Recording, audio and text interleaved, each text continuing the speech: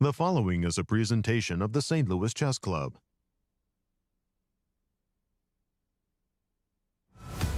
Nerves are calming down as competitors settle in for the long haul at the FIDE candidates in Cyprus. After a decisive day one, reeling players locked in and righted the ship with all games ending in fighting draws. The standings and the status quo remain unchanged. Day 3 of action-packed chess. Coming up next.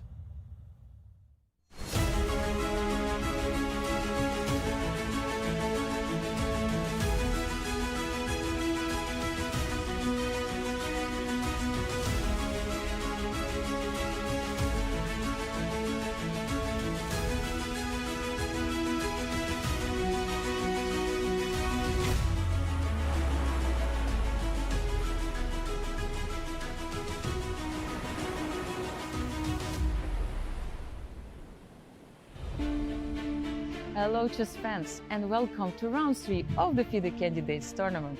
We are here outside next to the swimming pool at the Cap St. George's Hotel and Resort, ready for the games to start. I think the players are not going to swim today at this pool. It's a little bit early for the season, but they will definitely dive really deeply into their opening preparation. So let's go to the studio and follow the action.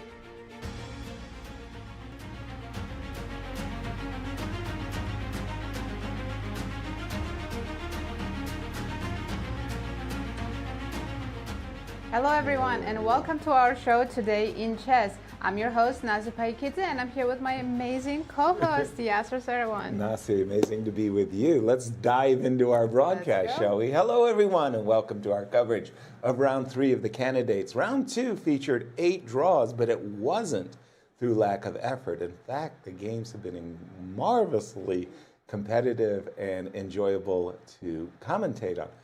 Nasi, the standings, please. Let's start with the open section. Let's have a look. Yasser, yesterday the standings didn't change. However, it was very interesting games. We have still 3 co-leaders, Fabiano Caruana, Praggnanandhaa and Javokhir Sindarov with 1.5 points.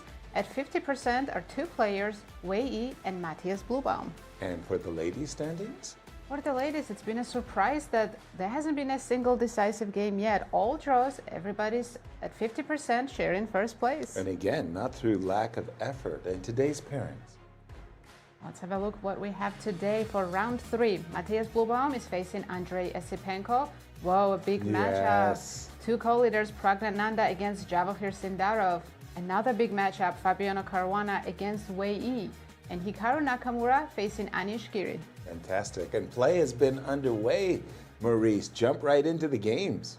Yeah, that's what you want to do because the games are incredibly exciting. The players are bringing it. Round 3 certainly is not one of the vital rounds, but they're playing like they're desperate, at least on a couple of boards. Let's take a look at the co-leaders, the 2 youngest players in the event, Sindarov and Praggnanandhaa. And from this position right here, Praggnanandhaa essayed the move b4, expecting his opponent to back the bishop up. Sindarov said, "No can do, I'm sacking, let's go." Takes, check, and the king now in the center of the board. An extraordinary position, quite electric, as these 2 young players are showing what modern chess is all about and willing to take chances in this, the biggest tournament of the year for those who want to one day dream of becoming world champion. Another player dreaming of becoming world champion is Fabiano Caruana. He's playing against Wei Yi. He is tied for first. And I got to jump back to a critical moment in this game, right in the opening when right here, knight b6 was essayed by the Chinese superstar. And Fabi said, well, I'll not just take 1, I'll take 2 of your pawns. And no problem, said Wei Yi. This is my prep. And this exciting position came about. No bishop d7 potential repetition. Let's go for it. Rook to g1. And here the engines say castles was not the best move, as now your bishop is semi-trapped in the position on h3. Well, it's not completely trapped. There are possibilities of knight f6, for example, the idea of h5 to unlock it from its prison. And the engines say that this is only slightly better for white despite being 2 pawns up. Of course, this king in the middle of the board will not be able to figure out how to castle that easily. Black now in our live position, trying to figure out what his next move should be. Well, jumping now to the other U.S. player, Hikaru Nakamura, as he plays against Anish Giri. This position a lot more quiet, as you can see.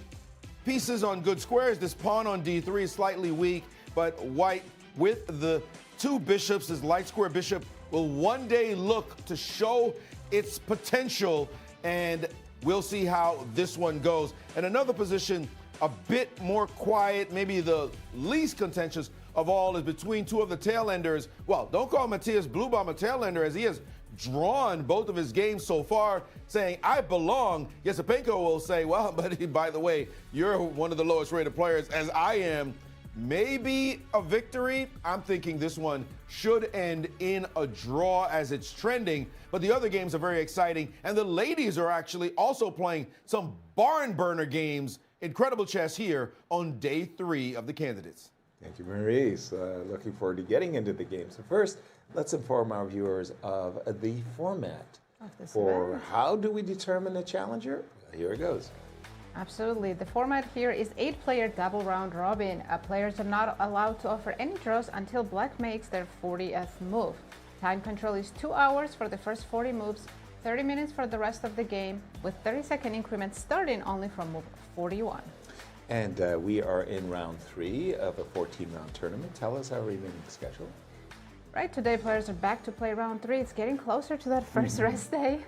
There will be a total of 14 rounds. And as you can see, they'll have 4 rest days in between these rounds. Nice. After his game, we got a chance to catch up with Hikaru Nakamura. Over to Anastasiya. Hikaru, thank you for joining. Can you please give a short summary about the start of the event? Yeah, I mean, the start of the event has been a little bit unfortunate for many reasons. I think certainly yesterday's game against Fabi was really disappointing because I was completely fine out of the opening, then I was completely lost, and Fabi probably had 100 ways to win, and he found a way to blunder, and then at the end I didn't make the draw, so it was very tragic.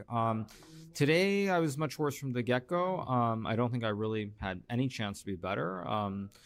But if I look at the 2 games, I don't think I should have lost yesterday. I think I almost certainly should have lost today, so not too disappointed. Yeah, Fabi said today that he was checking your recap. Do you think that you give some extra information to your opponents here? I mean, it depends what I want to say, certainly. But I don't think I give anything that people wouldn't know. I mean, I said one thing about the variation, but that was it. So that's all good. Yeah, you started with 2 black games. It's really hard to start for anyone. But tomorrow you're going to play with Anish, with white pieces. Are you excited about it? I mean, I think I just take it every game at a time. I'll just try to play well and hopefully not have a much worse position after 15 moves. If I can do that, then I'll probably enjoy the game at the very least. All the best of luck for you, Hikaru. Thank you for your time. Sure. Let's jump to the money. What are these people playing for? Of course, they're playing for that first place, but also minimum prize fund for this event is 700,000 euros. First place takes home 70,000, second place 45, third place 25, and in addition, 5,000 euros per half point earned. Wow. Good prizes. Very, very nice prizes.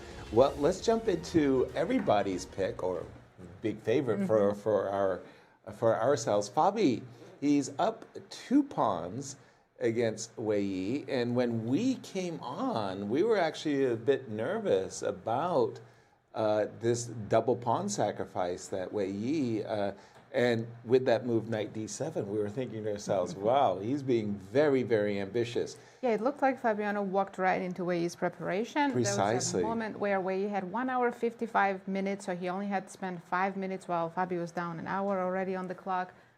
But catch us up, how about now? Yeah, well, now things have actually worked out pretty well. I mean, you've got 2 pawns. 2 pawns is a lot. Materially speaking, you have to show your compensation, and you better show it very quickly. With the move rook g1, basically, white's whole point is to sidestep bishop to g2, bishop takes f3, and then this knight is going to come to e5 and maybe d3. So you sidestep bishop g2, and more or less you're kind of threatening g4. So you might be provoking bishop g4, at least in your mind's eye. Castle says, Wei Yi, I'm not afraid of your g4, and, well, maybe you should be. Yes. because again, the bishop is trapped, and you may have to play either an h5 or an h. Maybe knight f6. Yeah, to try to break out what's going on over there. So after the move g4, I was surprised by the move rook c5, and I can see from my bar, I got the thermometer thing. My bar doesn't like that move. I was focused on knight f6. Yeah, knight f6, trying to provoke the move g5, right? And the idea is that now the bishop can come back. A moment ago, bishop can go to d7 with a tempo. Exactly. A moment ago, the bishop was trapped. But after the move rook c5, I'm just thinking, again, I'm expecting you somehow to play the move h5. Let's say I go queen a4. Queen b3, queen d3. Those are also very fine retreating squares. I think Wei Yi's idea with rook c5 is he wants to play h5 and then retake with the rook if you're taking the pawn. Okay. So that looks like, gosh, I'm a pawn grabber. So you should be very happy here for white. Yeah. I can also toss in the move d4, can I? I do have a rook a5 tempo move. That's why my queen So maybe queen shouldn't be on a4, right? Yeah, exactly. So I want to play d4, but I don't want to walk into a tempo. So let me get out of the way. Let me just, so again, I'm aspiring to play d4 with a tempo as well as rook g3. I mean, you've got to do something about this bishop. Yeah, rook c5 was definitely a surprising move, and Wei Yi might be out of his prep. He took a lot of time, 27 minutes, before he played this move, rook c5. And how do these two match up coming into the candidates? Let's have a look. Classical games. Wow. Wow. Fabi has a huge lead. 3 wins, 0 losses, and 2 draws. I didn't see that coming. I thought that their competition would be much closer. But 3-0. Okay, so Fabi has been a bad opponent for Wei Yi. Fabi's a bad opponent for most people. Yeah, exactly. And Maurice, weigh in on this game of, again, one of our tournament favorites here. I don't feel the compensation for the 2 pawns anymore. That's a very good word, anymore. As you look at this position, he had compensation, but he allowed this g4 idea, and that was, frankly, pretty ambitious of him. As we take a look at this position, back a couple of moves to right here after rook to g1. The point of bishop h3 is to prevent the king from castling, right? You're sacrificing 2 pawns. You're saying your king is stuck in the middle of the board. Right. You cannot castle. Well, after he plays rook to g1, well, now you definitely can't castle. The only thing you could do is castle by hand, potentially, if my bishop leaves. Well, my bishop is a problem. The bishop on h3 is a problem. If you bring the bishop back, now if king to f1, trying to castle by hand, get the king to g2, you can say, sorry, you're going to have to go back in the cubbyhole. And now we can repeat. Maybe we play bishop to g4, or maybe we play bishop back to e6 and say, draw, let's go home. Not that Fabi would necessarily do that, but at least you were successful in inducing the move rook to g1. That was a big deal. Now, as far as Wei Yi is concerned, he said, apparently, I don't care about all that. I don't want to draw. Let me go for it and allow this g4 move. And now he's had to assess this position to say, what is my actual compensation down the 2 pawns? Because suddenly this move rook g3 becomes a problem. And so what if I can't castle? If I win your bishop, you're done. So he is definitely now fishing around, because rook c5, the engine considers to be a bad move. That is not the key move here. Knight f6, dealing with the problem of your bishop, was the best move according to the engine, in which case white's supposed to play g5, which frees your bishop, and the game goes on. Rook c5, however, is a rook move that's going to be more pain than it's worth after queen to b3. And as you mentioned, Yaz, d4 is a problem in the position. The rook will have to move again with a tempo on it for exactly no reason. You see, Fabi has played queen to b3 on the live board, and d4 is going to be a free move. What's the rook doing there? How does the rook increase its influence in this position. Now, we know that Wei Yi is a tremendous attacking player. I mean, he played one of the greatest attacking games in history several years ago. That was his coming out party to show the world how brilliant this young player is. So we'll see if he can come up with some kind of craziness. He's got the creativity, but I'm not liking what he's done so far. I say not liking. Fabi's my pick to win the tournament, and I think in situations like this is where Fabi can go into lockdown mode, and he's got 2 extra pawns. You've got a lot to prove if you're Wei Yi. Absolutely. The 2 extra pawns, usually these guys are more than content with one. One game that's fizzling out, we better take a look at it before it goes away, is a game between Matthias and Andrey. When we left it, we just saw a lot of exchanges. Essentially, with this move, rook e2, Matthias is saying, I'm going to play against the isolated queen pawn. I'm going to play rook on e2 to d2. And long term, you're going to be worse with black. Andrey said, well, I don't want to agree to those terms. Got rid of that pawn. Yeah, let me just trade off the weakness I have in the position.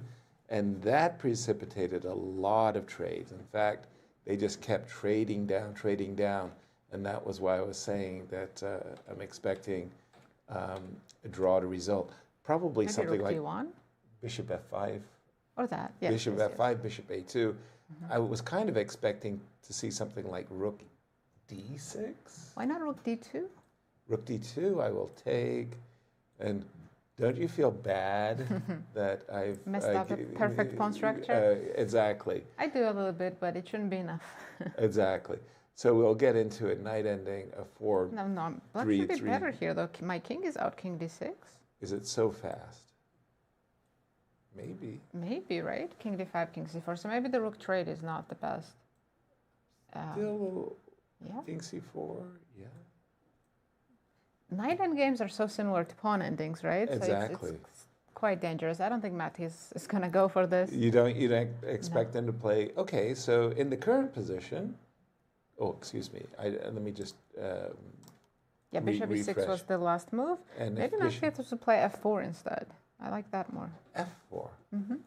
So you Make just black king kicking go back to f8, and maybe play king f2 now.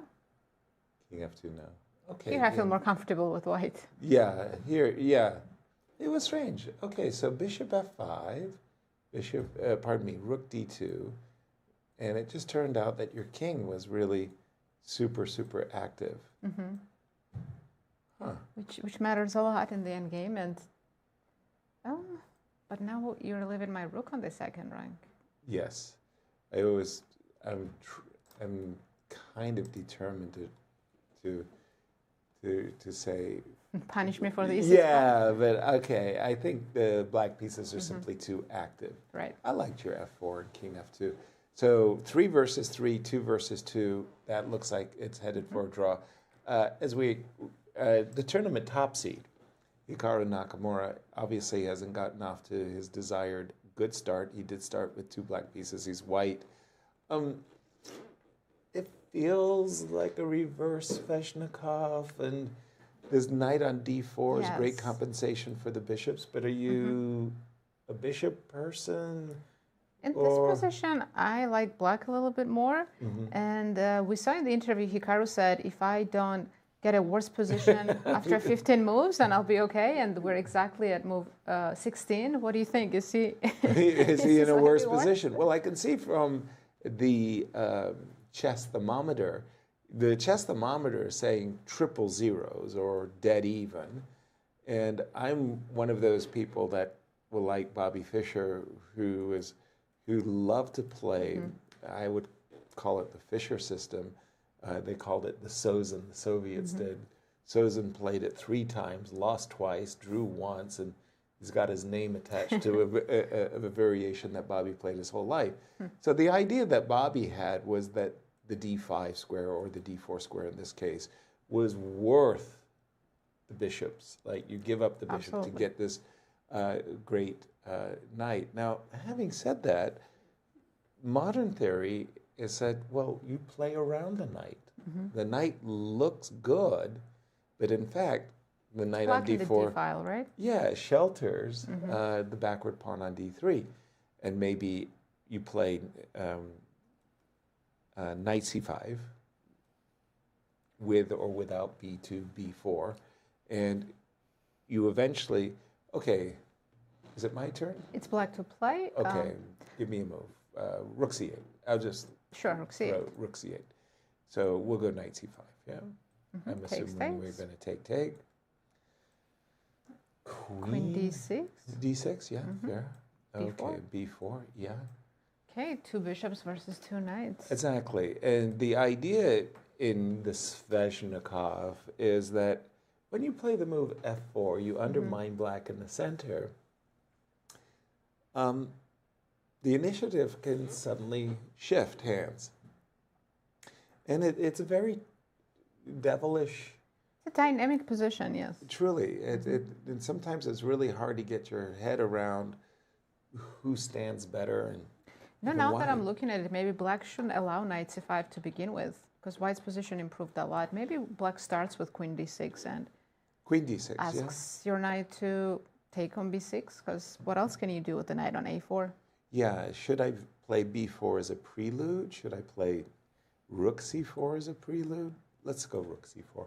So I played the English most of my career, I want to say, and I've kind of enjoyed playing against a backward pawn. Can I play c5, or is that a bad move? Wow. Apparently a bad move. So we'll start with this. And you've actually, you're forced to recapture. Are you happy with bishop on g2? Not yet, but after you play f4. Exactly, right? Maybe not yet, but I don't know. I kind of like having control of the c file. It's tough. Well, It's tough to again, evaluate right now. for Hikaru, it's a double-edged position. I hope he's happy with the outcome of the opening. Let's jump to One more game we haven't looked at yet is Prague? Praggnanandhaa against Javokhir, and this might be the sharpest position we have currently. No question. Well, the 2 pawn sacrifice, but the piece sacrifice. Maurice, jump in on this one. Let's continue. We can look at white's king is on d1. Yasser, how did that happen? Well, this was the point, was that after b4, for sure, Prague was expecting that the bishop was just going to drop back and he was going to capture on d4. But no, Sindarov said, piece sacrifice, takes, check. I've got 2 pawns and your king is in the center. Well, at the moment I've got 3 pawns. But Prague said, look, I'm a piece up. All I have to do is solve the problem of my king. Let me say, and don't forget, I've got a nasty little double attack. I've got queen a4 attacking the bishop and queen a4 attacking the rook. But my e4 knight is hanging. Yes. So I'll start with the move bishop d3, which means that you can't play rook d8 with a check. And I've got queen a4 on my agenda. So after bishop d3, queen dropped back to g6, attacking the pawn on g2. So I don't also have time for knight to d6 because of the pawn on g2. Now I can capture on e3. But jumps? I I was guess going it was f5. Yeah, and that's the point. f7, f5. So with f5, your queen protects the rook, so I don't get to play queen to a4 or something like that. But okay, 2 pawns. My next turn is going to play king e2, finish my development. So you don't believe in black's piece sacrifice here? Not even close. Really? No. I mean, I'm with you, but the engine makes me question it. Yeah, I it see. should be saying that white is much better, but that's not the case. Yeah, the engine says black actually has really good compensation, and I don't see it. I see that, you know, if I can play king e2, connect my rooks, eventually go king f2, g1. Right. What about black's central pawns? It's like e5, e4 coming, right? Or that's your compensation. That's pretty much all I have. Right. And you have to but do I it. have It to says figure out how to do it. that you don't just allow me to capture the pawn on f5, right? Yeah, yes, currently engine is saying really it's equal. And given that white's up so much material, that's kind of a proof that sacrifice was correct. That is really, really strange. I mean, I think Black has a lot of proving to do. Let's just put it that way. That it's not obvious to me that the compensation exists. Right, but what about style-wise? Javokhir, he's a young player, so I don't know him as well. Does he like to sack pieces and attack? As we've seen in his game with Andrey, he enjoyed that chaotic initiative play. So, and for Prague, by the way, I remember Prague lost an absolutely brilliant game against Richard Rapport, where he was white and Richard was sacrificing in a King's Indian kind of way. So Prague, he's a player who likes to capture the material and say to his opponent, "Well, prove it," and that's what he's doing today. Great matchup. Absolutely, and what a sharp game. Over to you, Maurice. Well, we have another tournament going on, and that is with the women who have been playing amazing chess. I mean, just absolutely fantastic games, but they have been falling short when it comes to decisive moments, games that would have just been over, and they're missing big-time moves. And one of those players is the number 1 seed Chinese star Zhu Jiner. She had 2 games that, frankly, she should be 2-0 right now. She's at 1 because of 2 draws, and it's her own fault. But she seems to not have decided to press the brakes at all. She's continued to go for it. And this game she's playing against Kazakhstan star Bibisara Soybieva is another indication. She had the white pieces. And take a look at this game. After knight to f6, the move h3, a little bit of a quiet move, controlling the g4 square. I tell my students, don't play this move unless you plan to do some kind of damage elsewhere, because this move is going to lose you a tempo, but sometimes it might get you attacked, like so. And the rook to g8 with a clear intention by Bibisara to play g5 and g4 and use this pawn as a hook as it comes down the board. Well, Zhu Jiner said, "I don't believe you. I'm going to guard the square." And she said, "Well, I'm insisting. I'm going to play g5 on the very next move." To which case, White decided, well, if you're going to play some kind of wing attack, let me play a wing gambit myself and get the game completely into absolutely muddy waters. This sacrifice after pawn takes, and now a3. If you take him with the knight, by the way, c3 would have happened. But a3, a straight gambit, and the offer giving it back so that White doesn't get easy open lines. And White said, "No, I insist. You definitely can take that pawn. I'm sacrificing to open up the other side of the board." Again, now you see these players are literally ignoring each other as they carry out their own attacks, bishop to b2. And now the move d5, a little bit of an off move according to the engine, allowing c4. I mean, the board is absolutely aflame in the center, and one pawn had to be captured. But now, after this exchange, the bishop found itself on the c2 square. I'm going to tell you, I can't think of a game, an opening at all, with a pawn on b3 and a bishop on c2. We're on move 18.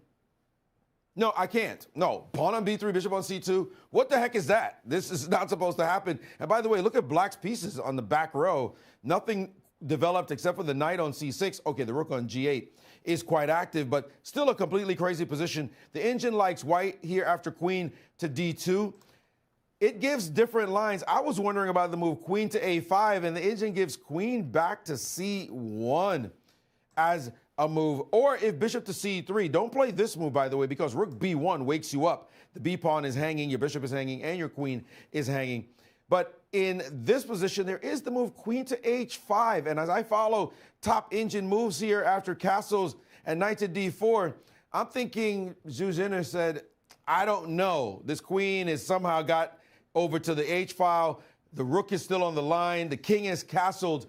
This might be top engine moves, but you got to know you're okay and doing well. Down material. No, sorry. Yes, down one pawn in this position. That's a little bit too much of a stretch for human players at least, instead what happened in the game, after bishop to c2, she just played queen c1 directly, but that did allow rook c8 and now d5. The engine didn't like knight a5, and suddenly it's white who is defending pawns. And are we at the live game, making sure rook to g4 played now? Black is extremely active, a bishop again ensconced on the c2 square, and this pawn under heavy pressure. An exchange sack is coming. Let's count it. That pawn will be captured by the rook eventually, and black is willing to give up the exchange to say, I've got a very stable unit on b3 and a bishop on c2.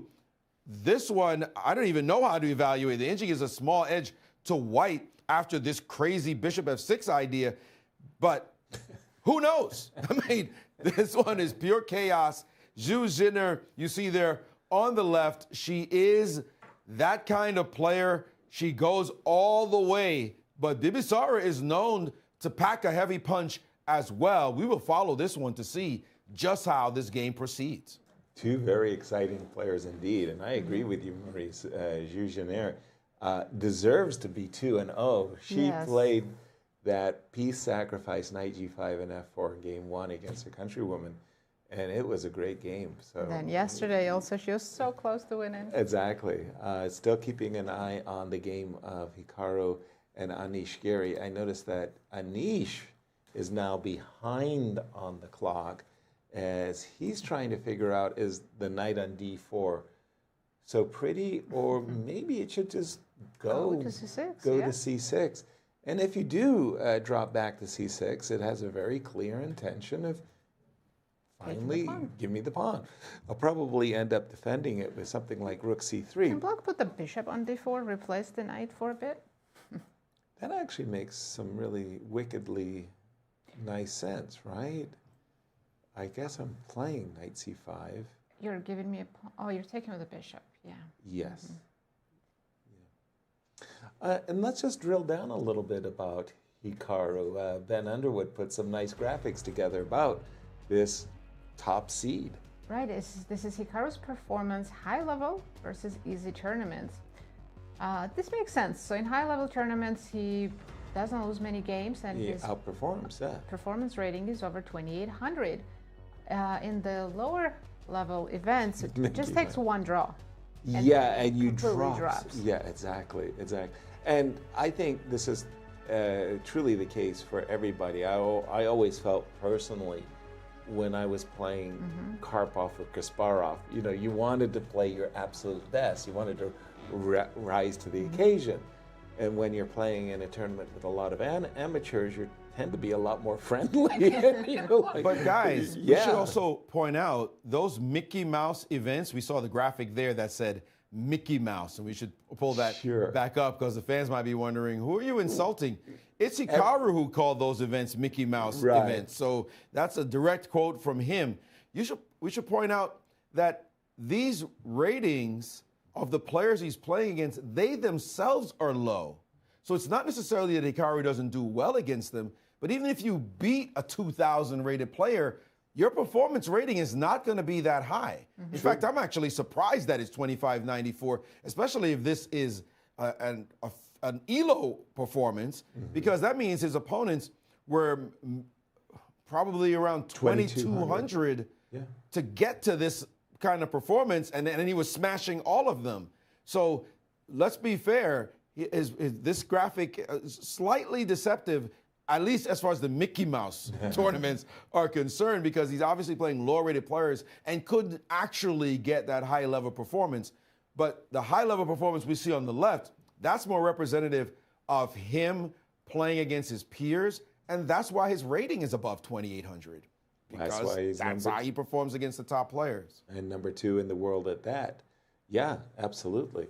I turned my attention once again to the game of Fabi versus Wei Yi. This is actually a huge game. Again, early days. It's not hyperbole to say that if Fabi gets off to a 2-0 start, and I think it feels like to me that he's on his way to doing precisely that, because this move rook on c5, it's one of those temporary things. A moment ago, you had said, what about h5 and recapturing of the rook? And I go, wow, that's a brilliant idea. The rook's great on the 5th rank until you see the move d2, d4. And you go, whoa, whoa, whoa, whoa, whoa, whoa.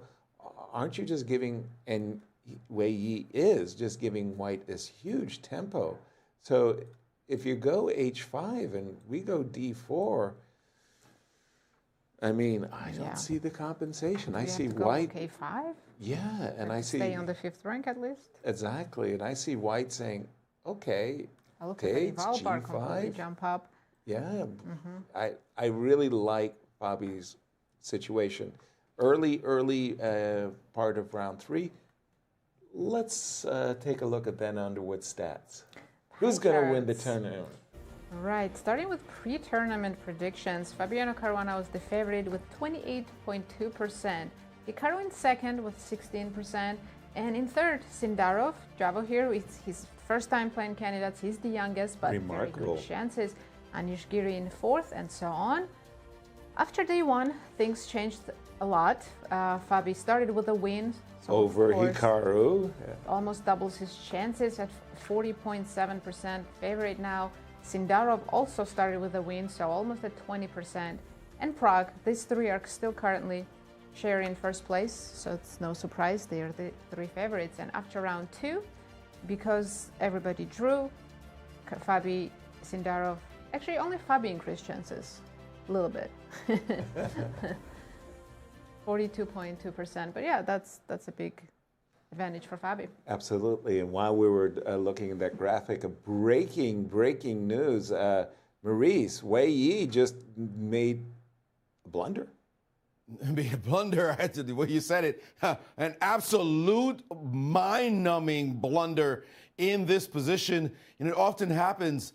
I remember one of my big weaknesses as a chess player when I was coming up was the idea of seeing lateral moves across the board, particularly with a queen, not so much with a rook, but with a queen. And I would lose stuff against my good buddy, Ronald Simpson, my late great friend, Ronald Simpson, who would spot these tactics and I'd go, what, that piece was there? Well, it looks as though it doesn't just happen to the young Brooklyn amateur. It happens to even the greatest players in the world, as Wei Yi has played the move knight to e5, and he did not notice this queen is actually attacking his bishop through the knights. Knight to e5, a tremendous blunder, as now all Fabi has to do is find knight takes on e5, and if bishop takes on e5, now knight to e4, hitting that poor unfortunate rook on c5, but also hitting the bishop sitting on the h3 square. He's already up 2 pawns. That's a piece coming his way in this position. If he takes with the rook instead, then this very cool, calm move, knight back to d1 and saying, what's up with your bishop? What tactics could you possibly have in this position? This is a basic blunder, just an incredible mistake out of fantastic preparation, by the way, to be just about 2 or 3 moves outside of your preparation and to suddenly hang a piece. That bishop we had mentioned should not have sat on that square for this long. Now it is finding itself in dire straits. Fabi could win one of the easiest games he's ever won at these candidates. I'm not sure it's resignation time, but it sure looks like resignation time. What are you supposed to do here? Exactly. You see the lateral queen takes h3, and I think the move queen b3 is somehow a little bit sneaky, and Wei Yi wasn't paying enough attention. Knight d1 is not even the only option. There's rook g3 also trapping the bishop. So what did Wei Yi after actually knight miss? takes, rook takes. Rook g3 is also winning the piece, isn't it? There is queen to a8. Okay, d4. And then, D4. I mean, you get a little check in there. It's still winning, you're right. But yeah, I'm still winning the piece. Well, but yeah, you're still winning the piece. It's still a free piece. There was also f3 instead of d4, by the way. Exactly. So exactly. I'm just shocked to what did he miss. It's one thing to miss knight d1. It's a sneaky move. Right. But no, there's other winning options. But rook g3 is definitely what white, you could say, well, white played g4 and followed up with rook g3. What was the surprise about rook g3? Nothing. Nothing. So yeah, I agree with you that this is also looking like, well, that hangs a bishop. And again, Wei Yi is such a solid player. A victory over Wei Yi. And this can be a miniature too. And exactly, under 21 moves. Wow. Strangely enough, I'm actually writing a book on miniatures. I'll have to include this in the recent games chapter. Queen B3. Have there been miniatures as candidates? Yeah, there's always recently. I remember recently in Tata Steel, Fedosiev, he lost to can't remember whom, but it was in Wei yeah. Yeah. I mean, I'm not counting draws. Of course, they can find quick draws in under 20 moves, but right. Yeah. What do you think Fabi's thinking right now? It's like, this is my lucky day? By the way, guys, and I'd like for you to chime in on this as well. A loss by Wei Yi in this situation is almost like you're out of the tournament completely. I know it sounds strange. You're at -1 with 10 rounds to go. 11. Or actually 11 rounds to go. But it's such a disastrous blunder. It's such a disastrous blunder. And the other thing, as you look at this top 10 player, I mean, he is not a scrub. This guy he didn't get here by luck or anything. This guy is an absolute stud of a superstar and a tactician of the highest level. As I said, go look at his brilliant win years ago. He plays amazing chess that's like mind-numbing, and a blunder like this, a two-mover, not supposed to happen. This could be such a shock to his system, and he will have 1 point. Fabi will have 2.5, and by my math, that says you're 1.5 points behind. However, you're not really 1.5 points behind. You're something like 3 games behind. In effect, that's just the quirk of the scoring system in chess. Because if Fabi's sitting at 2.5 and you're sitting at 1, if Fabi keeps drawing games, you have to, first of all, Fabi's at +2, you have to win a game to get to even. Then you have to win another game to get to +1. Then you have to win a third game to get to +2. And Fabi must not win any games along the way. Well, you hope Fabi loses a game. So the point of this math is that you go down a game and the guy's at +2, you've got to make up 3 games somehow or hope that he comes back. And if he keeps drawing, you're going to have to win game after game after game in order just to tie him. This is a tall order at this level, especially when you make blunders like this. And Fabi, in fact, has played knight takes e5, and it looks as though Wei Yi is going down. You're right. It is the vagaries of the system, but it almost takes you 3 rounds to catch up, and that's when you're winning games, and it's so hard for the candidates to win a single game. And Fabi has to stop winning. Exactly, and as we saw in round 2, there was 8 draws, 4 in the open, 4 in the ladies. Very, very hard to win a game, and Fabi's gotten a gift. Oh, that's exactly what I was going to say. What a gift for Fabi winning this game so quickly. Wei Yi at 50% coming into today's round. Yeah, absolutely. He was at 50%, sharing 4th with Matthias Blübaum.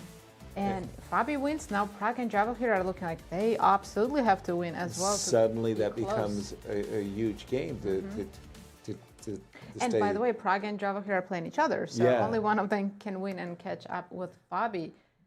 Now, I'm looking at knight takes e5 and going, okay, your rook g3 was somehow very convincing. Of course, knight d1 is better because it doesn't even give black a check or anything, allow anything. But I'm just saying, you can miss knight d1. How do you miss rook g3?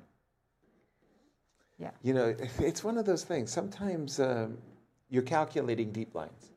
Yeah, hasn't that happened to you often that you calculate something really, really deep? And you come away from your analysis dissatisfied. It's like you go, okay, let me just play something else. and then you pick a move, which is actually a disaster. So much worse. And it is just like sometimes you get this blind spot because you found something that dissatisfied you. But I have been recapturing with the bishop in my analysis, and I'm thinking, okay, like, can I play for queen c7 or something like this? But the problem is knight e4 actually comes with a massive double attack. I mean, you would like to be able to play bishop takes g4 and I don't care, play something. But knight is going to take the rook. This incredible, yeah. I just don't even see the next move. I mean, this is resignate. Like, you resign here. There's absolutely nothing. This is a massive development of the kind of proportions that will send ripples throughout the entire event. First of all, the players on the other boards, they're seeing this and thinking, dude, horrified. It's so hard for us to win games, and you just donated this guy a game. It's just a straight gift. They're going to shake their heads and say, now we got to go catch Fabiano Caruana with a gift like this, 2 points in the first 3 games. And I'd like to make this point as well. Round 1, Fabi played the number 1 seed, Hikaru Nakamura. He defeated him. He's the number 2 seed. Round 2, he played the number 4 seed, Anish Giri. He drew that game fairly effortlessly. Did have a small hiccup, but still got his draw.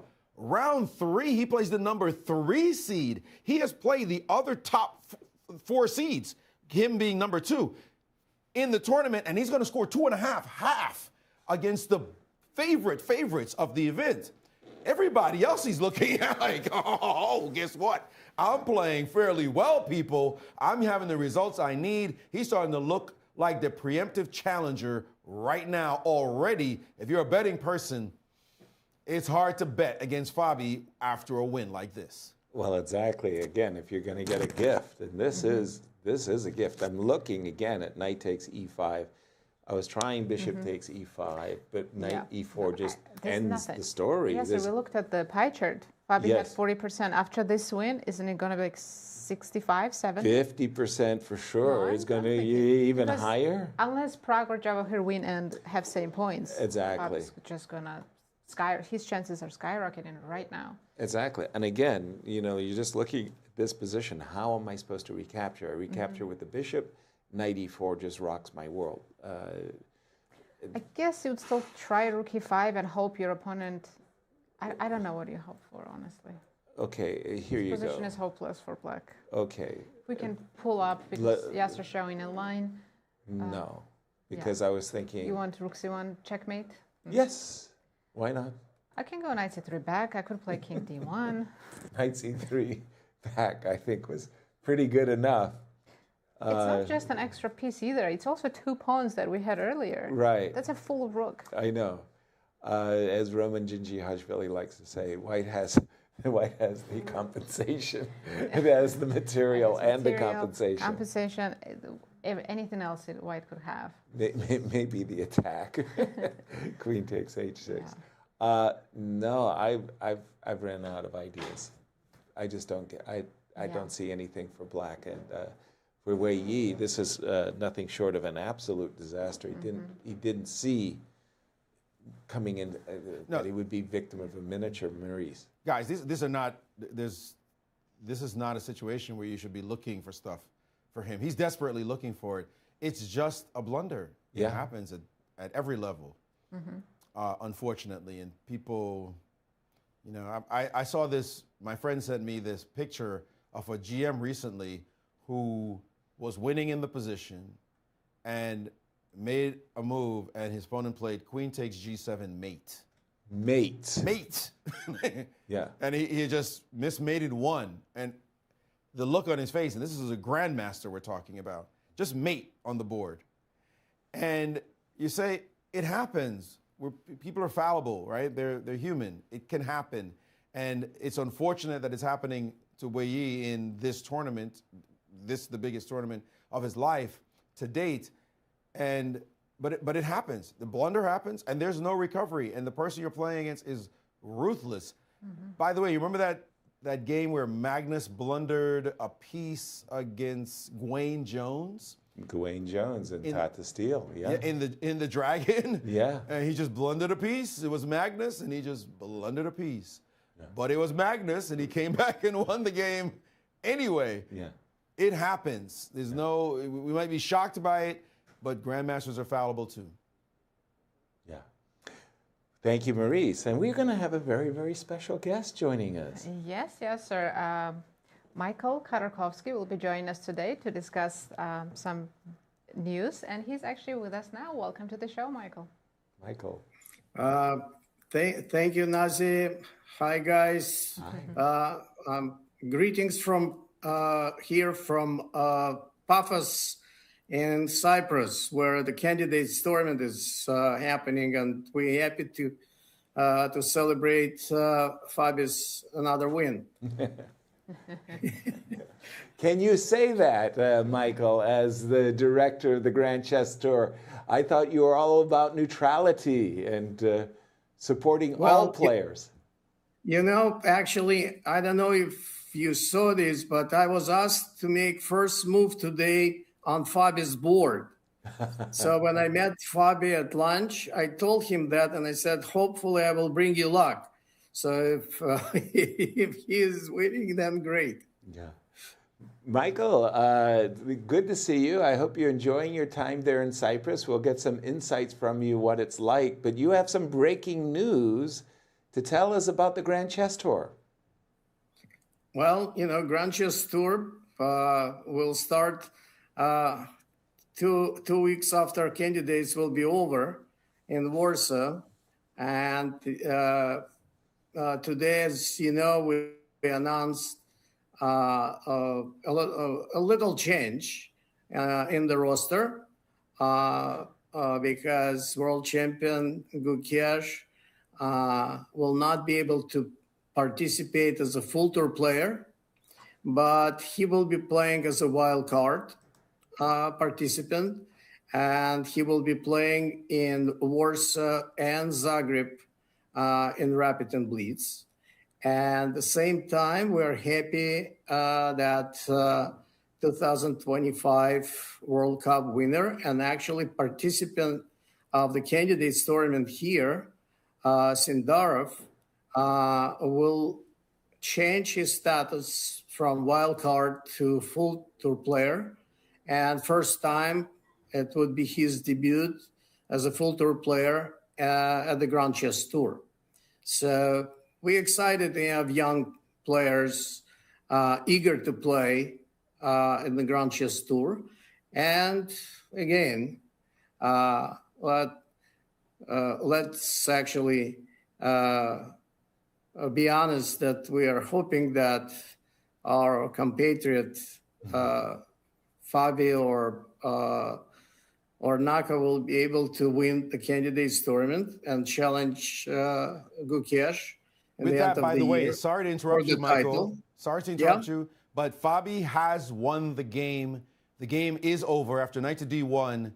He did resign Wei Yi, just an unbelievable blunder, and Fabi is now taking the lead in first place by himself. Okay, great. So it was lucky first move that Fabi told me to play knight f3. So I contributed a little bit. Congratulations on your contribution. We of course agree with you, Michael. It would be wonderful for America should either Hikaru or Fabi become challenger to Gukesh. Gukesh dropping out as a full tour participant because later in this year he will be playing in the World Championship match. Right. So we can well understand. And a fabulous replacement, as you've been mentioning. Gukesh has been a great world champion, and there will be his first title defense coming up later this year. If you don't mind, I'll ask you about the candidates in Cyprus at this moment. What is the atmosphere like for you? You're very familiar with these top tournaments, and how is the tension? How does it feel there? Well, players are tense. Actually, both open and women's section of the candidates. They're very focused, very tense, as well as they're coaches and some family members here, but organization is impeccable this time, and everything is running smoothly. Weather is great, and I believe that players feel quite comfortable. If I may, Michael, I understand that there is big news as well that the Cairns Cup, which usually runs in a separate schedule, will now actually happen alongside the Sinquefield Cup, which is a part of the Grand Chess Tour, bringing the best of the best from two fields into the same time period in August. Can you tell us more about that? Yes, that would be actually big festivities in St. Louis this August, because we only have Grand Chess Tour, Rapid and Blitz, Sinquefield Cup, and the finals, Cairns Cup, and Gala, during Sinquefield Cup. So the entire August will be, extravaganza in St. Louis. And as a matter of fact, yesterday night I had conversation with one of the participants at Cairns Cup, former women's world champion Alexandra Kostyniuk, and her husband, Grandmaster Pavel Tregubov. And they're happy to come, and she's looking forward to play in St. Louis again. So it means that players already kind of focusing already and projecting. I wasn't able to speak to Bibisara Sabayeva, but her parents are here, and they were also saying that they will be happy to come back to St. Louis as many years ago they came. If you recall, in 2017, we had organized Match of the Millenniums when youngsters of U.S. team competed to the youngsters of the world team, and Bibisara was playing there against Carissa. So as you can see, we have change of generations on one hand. On another hand, they became elite players. And if again we can recall, Esipenko and Prague also played in 2017 on the world team back in St. Louis against U.S. team. So as you can see, it's young stars and world stars actually tested each other back in 2017 in St. Louis. And some of them are coming back this year. I remember that very well in the Match of the Millennials. The American team was very, very strong, and we reckoned we were big favorites.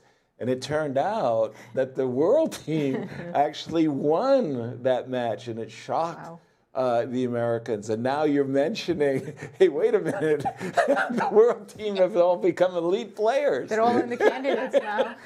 Well, that was the irony, right? Yes. As a matter of fact, at the time, Firouzja was planning to come, and back then he lived with his family in Iran, and he wasn't able to get visa to the United States. So could you imagine that Firouzja also would be on the world's team back in 2017?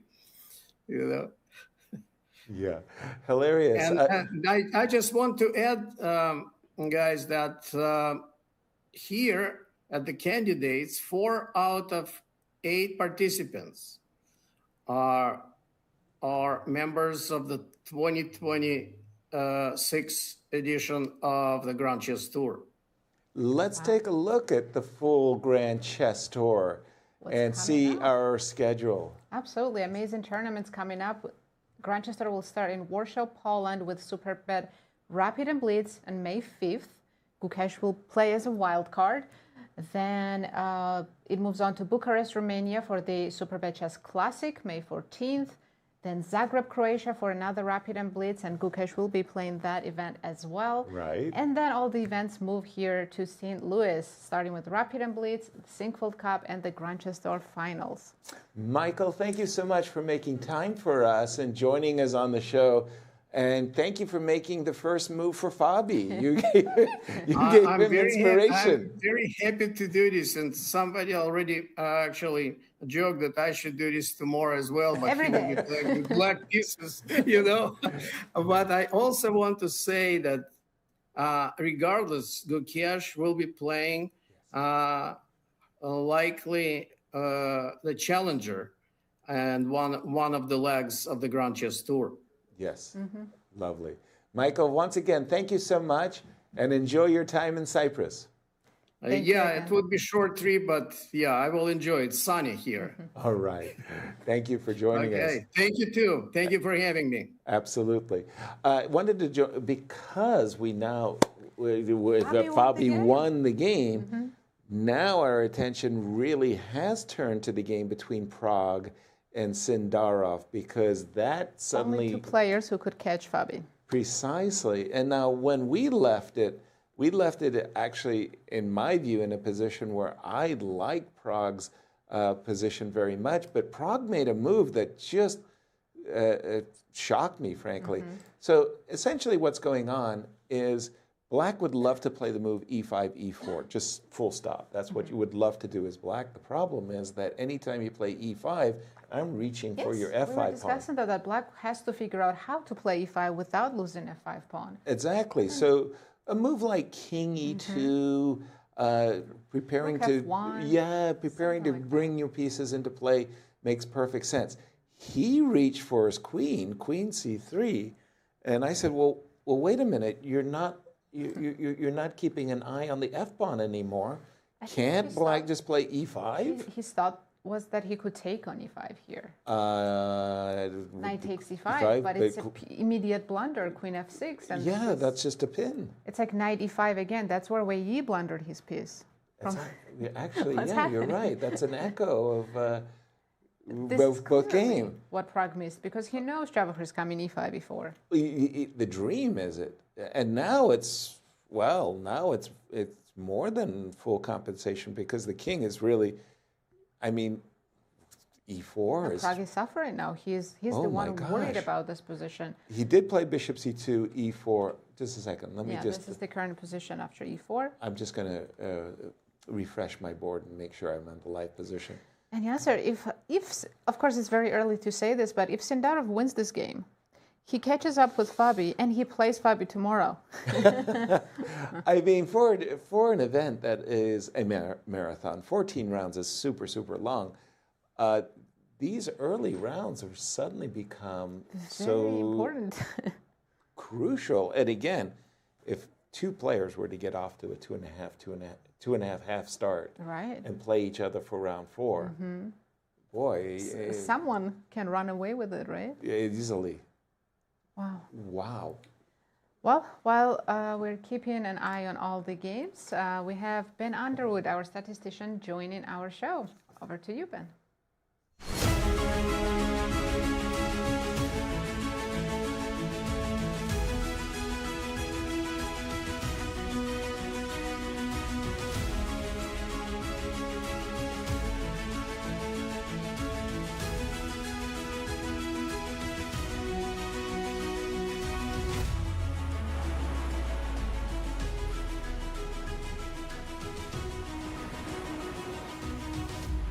Hello, everybody, and welcome back to your candidates coverage of the 2026 Candidates Tournament. My name is Ben Underwood, statistician for the St. Louis Chess Club.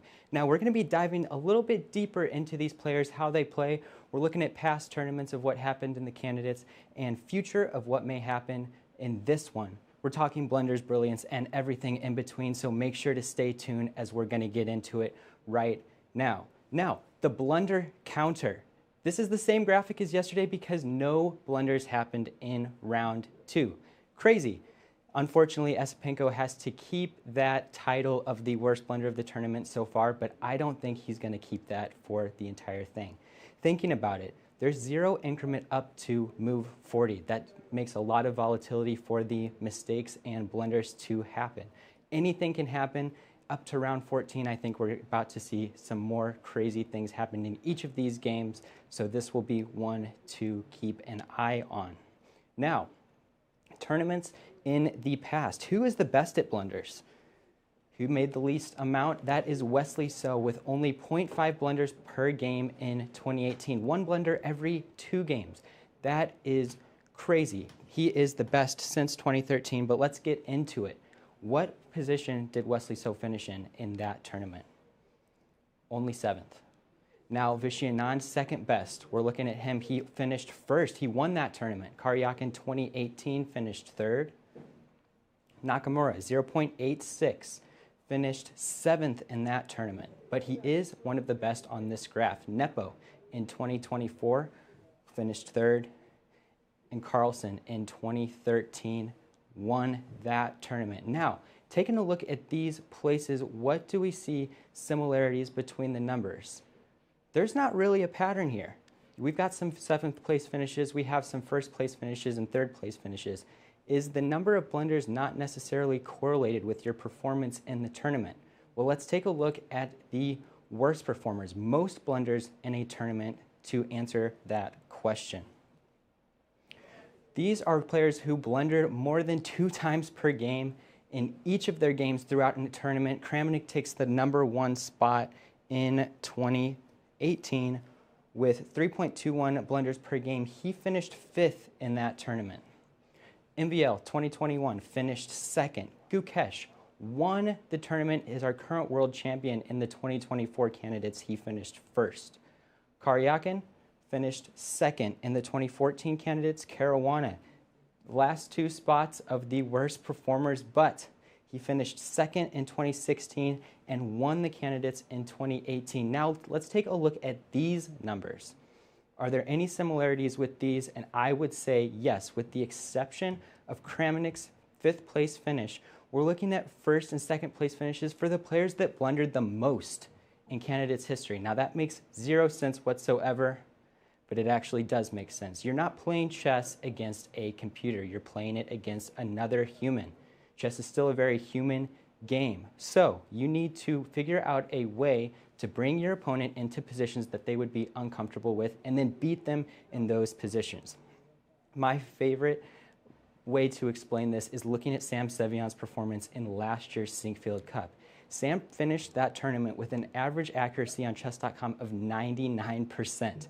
I think he made 0 blunders. He told me he made 1, and I said, oh man, time to retire, you know. 1 blunder in an entire tournament. Obviously, I'm joking. That is a crazy statistic, but what did Sam finish in that tournament? 6th place. Only 6th place. You have to be able to take risks and bring your opponent into certain positions that they may be uncomfortable with and then beat them if you want to get higher in the standings. Now, we've talked a lot about blunders. Let's talk about these brilliancies and hand out some style points. Giner gets our first style point with this F4 move in round 1. Now, this move is so complicated that I'm not even going to be able to analyze it fully for you. But after takes that hanging knight, you play F5, and then you have a lot of initiative on that king side and a +1 evaluation. Tan Zhongyi did not want to get into that. She just played king H8 in this position. And the bishop right here eventually falls after about 3 moves. Incredible, incredible stuff. And Giner with this wing gambit today might be getting another style point. We will have to see. Now, style point in the open section goes to Sindarov, but I don't have the move on the board. Why is that? That is our puzzle for today. It happened only 2 days ago, so don't go cheating. What is the move that wins this position right here? I'll give you 3 seconds to look at it, and then we're going to move on to one more graph and then solve it at the end of this section. You can pause or hang out with me. We'll be solving this very shortly. What is the answer to this puzzle? Who wins? I had a question about this graph yesterday. We looked at the player performance rating of players in their classical games since January 1st, 2025. Here we have Sindarov and Caruana up here at the top with an average of 2780, 2778. And then you're looking at Giri, Yi, Prague, Bluebaum, all playing at around their current ELOs. And then obviously the one that stands out is Hikaru Nakamura. Remember, we talked a lot about his road to qualifying for the candidates tournaments, playing those 22 games in quote-unquote Mickey Mouse tournaments of players that were incredibly lower rated than him. That leads itself to that 26-22 rating. However, I want to give a little bit more context to that number. This is taken from the FIDE performance rating scale. However, let's go ahead one more. He did not just play Mickey Mouse tournaments. He still played some very high-level tournaments where he performed at a 2809 performance rating, higher than the rest of the field. So Nakamura, as we know, one of the best players of all time, is still very, very dangerous when he's playing against players at his similar level. Now, of course, in those Mickey Mouse tournaments, he only faced opponents with an average rating of 2093. So he won most of those games. He drew 2 of them, which gives him that 2594 performance rating. But even with that, that doesn't necessarily show his true form. He's still very dangerous. We know how good of a player he is. He is going to be one to look out for. And of course, we're looking out for him in this coverage of the candidates tournament. Let's go ahead. I gave you all some time to look at this puzzle right here. What is the move? I'm going to give you 5 more seconds to try to solve this. Are you ready? Of course, the move that Sindarov played is rook e6. Now, what's the idea? Of course, you are threatening mate here on e8. So take the knight, and you're going to walk into a brutal, brutal bishop checkmate, mate in 6 here. Okay, I don't want to get into that. Let's go ahead. The only way to not get mated is to block with the queen, and you're just going to play the rest of the game a queen down. Not ideal for black. So he gets the style point so far in the tournament, but we're going to be coming back to you with more additional games. If you have any questions about the stats, make sure to throw them in the chat here. I will be excited to answer them and excited to talk more about the players. But for now, we're throwing it right back to our commentators, Yasser, Nazi, and Maurice, for more coverage on the candidates.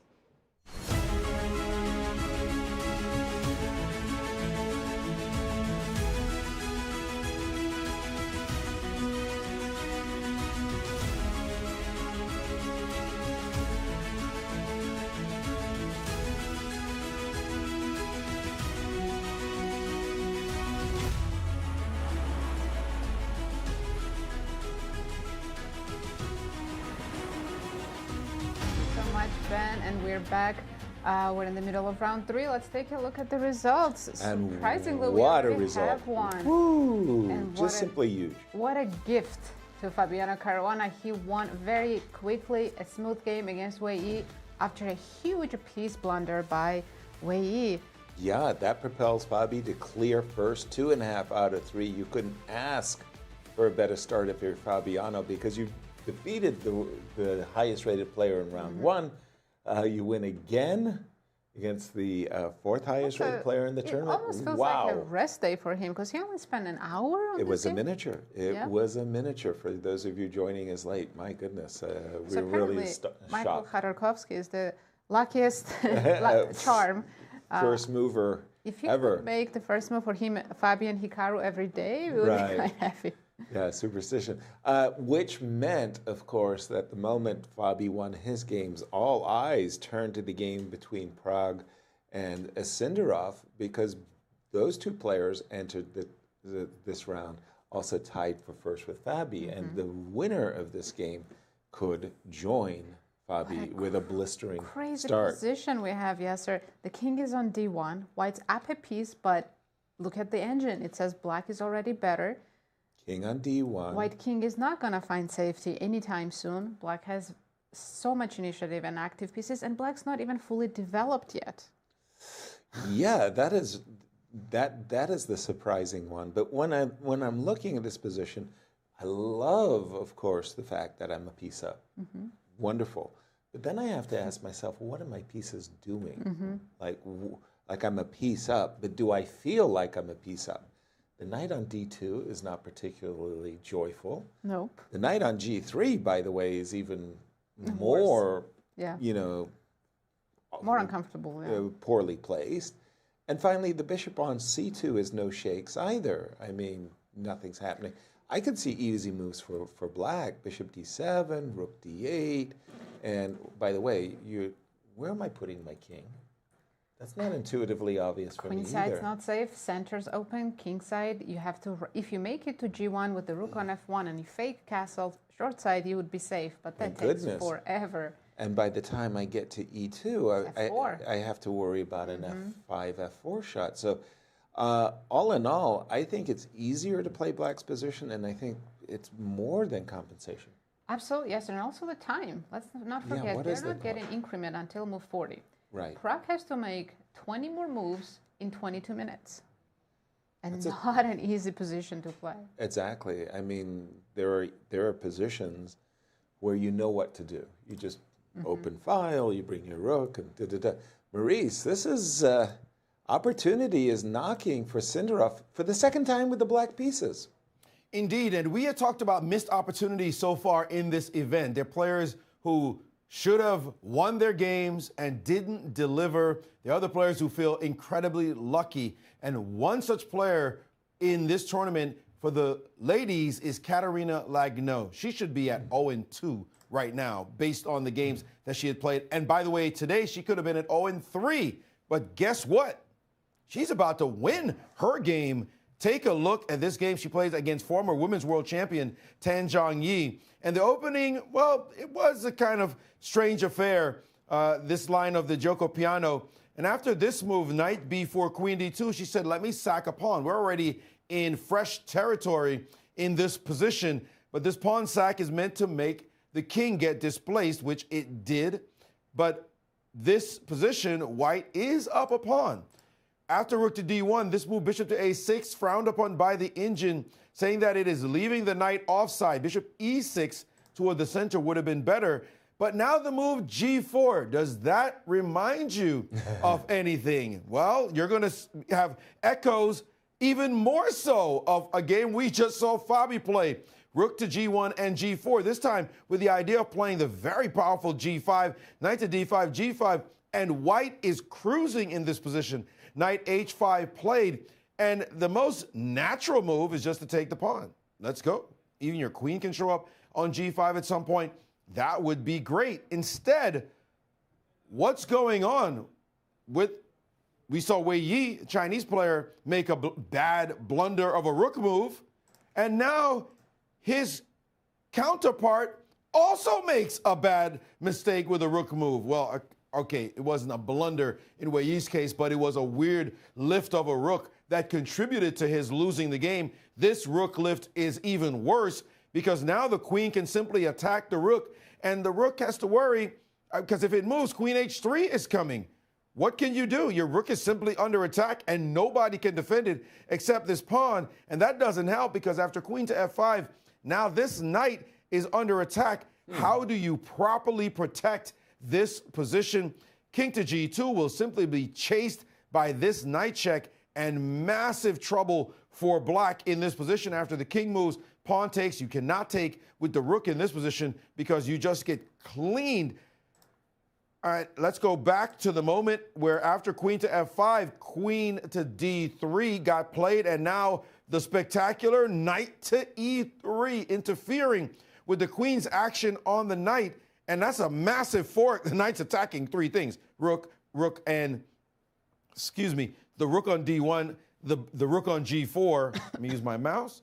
Here, and of course, it's check as well. So knight to e3, a big time move. F takes. Give me that with check, and give me that pawn as well. Black went from being down a pawn to up a pawn with a king looking terrible. Let's get to the current position. Knight to e4, f6, rook c1, and now black is hoping for only one thing, that time pressure for, white is hoping for one thing, that time pressure will somehow be on her side because Kateryna is now under 4 minutes with 12 moves to play. Of course, she gets a 30-second increment on each and every move. She should be able to seal the deal here. She has been lucky so far in this event. Will she return the favor, or will she use this as a springboard after being lucky her first 2 games to surge forward into the lead? Thank you, Maurice. And if I may ask you for one more thing. Last time you gave us an update in Zhu Jinner's game. She was much better, close to winning. Right. But now I'm seeing that she's almost done. She's close to losing. So wow. Seems to be a really unlucky day for the Chinese players today. Well, I'm seeing this rook g1, g4, g5, and it was Bibi who played like rook g8, g5, g4, right? Something's going on in shock, absolutely. And Zhu Jinner was the player who should have 2 points. Absolutely. And by the way, the last update I gave was actually this position, before, this moment in the game. And we had said a rook sack is going to happen on c4 at some point, and that's exactly what happened. She sacked back the exchange and said, okay, let's play this opposite color bishop position, but look at my pawn sitting on b3. What are you going to do about that? You have 0 play anywhere in this position. Actually, she took opportunity to play this move, and then she played this weird retreat, trying to get her bishop, trying to get her queen in the game. I shouldn't call it a weird retreat. She should have put her bishop on the g3 square instead. A little bit counterintuitive, actually, because h4 was possible. But after queen to g5, now queen h8 doesn't land with any real force because king to d7. And don't run away. This pawn is always thinking about advancing down the board. Also, this bishop might move and a rook shows up on the c1 square, and that's mate coming. So black has just as many threats, or actually more threats, than white does. So here she is desperate. If she had played bishop to g3, by the way, now queen to g5 could be met by something like queen check and queen to f8.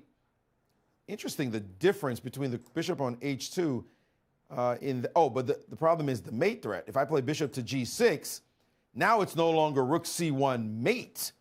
The bishop on h2, of course, it is mate, and your queen move doesn't do as much. That's the distinction why bishop to g3 was much better than the move bishop to h2. And a little birdie should have told you, hey, you're locking your king in with this move. Unfortunately, the bird was not loud enough. And let's just get back to the live board, as suddenly she realizes that her intended queen check, queen f8 is not going to work because of the mate on the back rank. Not a good day at all for the Chinese players. Wei Yi blundering, Tan Zhangyi looking like she's going down, and now Zhu Jinner looking like she's going down as well. It just happens to be a bad day for these amazing players. Let's just no finer point about it. These are amazing players, but for some reason, just today is not their lucky day. Indeed, and for Zhu and Tan, they're the top seeds by far in the ladies section. So first and second seed are having a rough time of it. I'm still focused on the game between Prague and Sindarov, and one of the things I like to say is, tell me your address. Where are you living? Where are you hanging out? And I'm referring, of course, to the king. So from the opening, when you castle kingside, it's like, okay, thank you. Now I know your address. I can start to look there. In this exact position, when we left it between Prague and Sindarov, it wasn't exactly clear to me where White's address was going to be. Like, you might play king e2 and hope to, or aspire to bring your king to g1. You might play king to c1 and hope to shield yourself behind the c4 pawn wall. Well, guess what? We got some knowledge. An approximate address. Exactly. And now, the moment I see the move king to c1, I immediately think to myself, okay, great. How can I take advantage of the queen side? What can I do on the queen side? I'd absolutely love to play the move bishop b4. Yes, that would just be dream. If you could play a5. So exactly. So should I play a5 as a prelude to playing bishop to d4? Should I play queen d6 as a prelude to playing bishop b4? And I think Sindarov started off correctly with the move queen g5. First of all, he hits the pawn on e3, and his intention is to bring this queen back to e7. Oh. And ooh. Plus, White's probably going to play rook e1. Yes. And so completely lining up on that diagonal. Right. Bishop Yet, e4. yeah. I mean, talk about an accident waiting to happen, right? There'll be a And traffic we do jam. have rook e1 on the board. So if Sindarov plays queen e7 or a5, Yes, or a5, and it's tough for Prague for sure. exactly. And if I mean, we're seeing something about this round 3 because Something's in the air. yesterday, round 2, Yes. we were expecting results, and all 8 games ended up being drawn. And it's like, wow, nobody can win a game suddenly. But suddenly we have victories galore, and Anastasiya. Yes, we have an interview with Fabi after his quick win today. So let's take a look.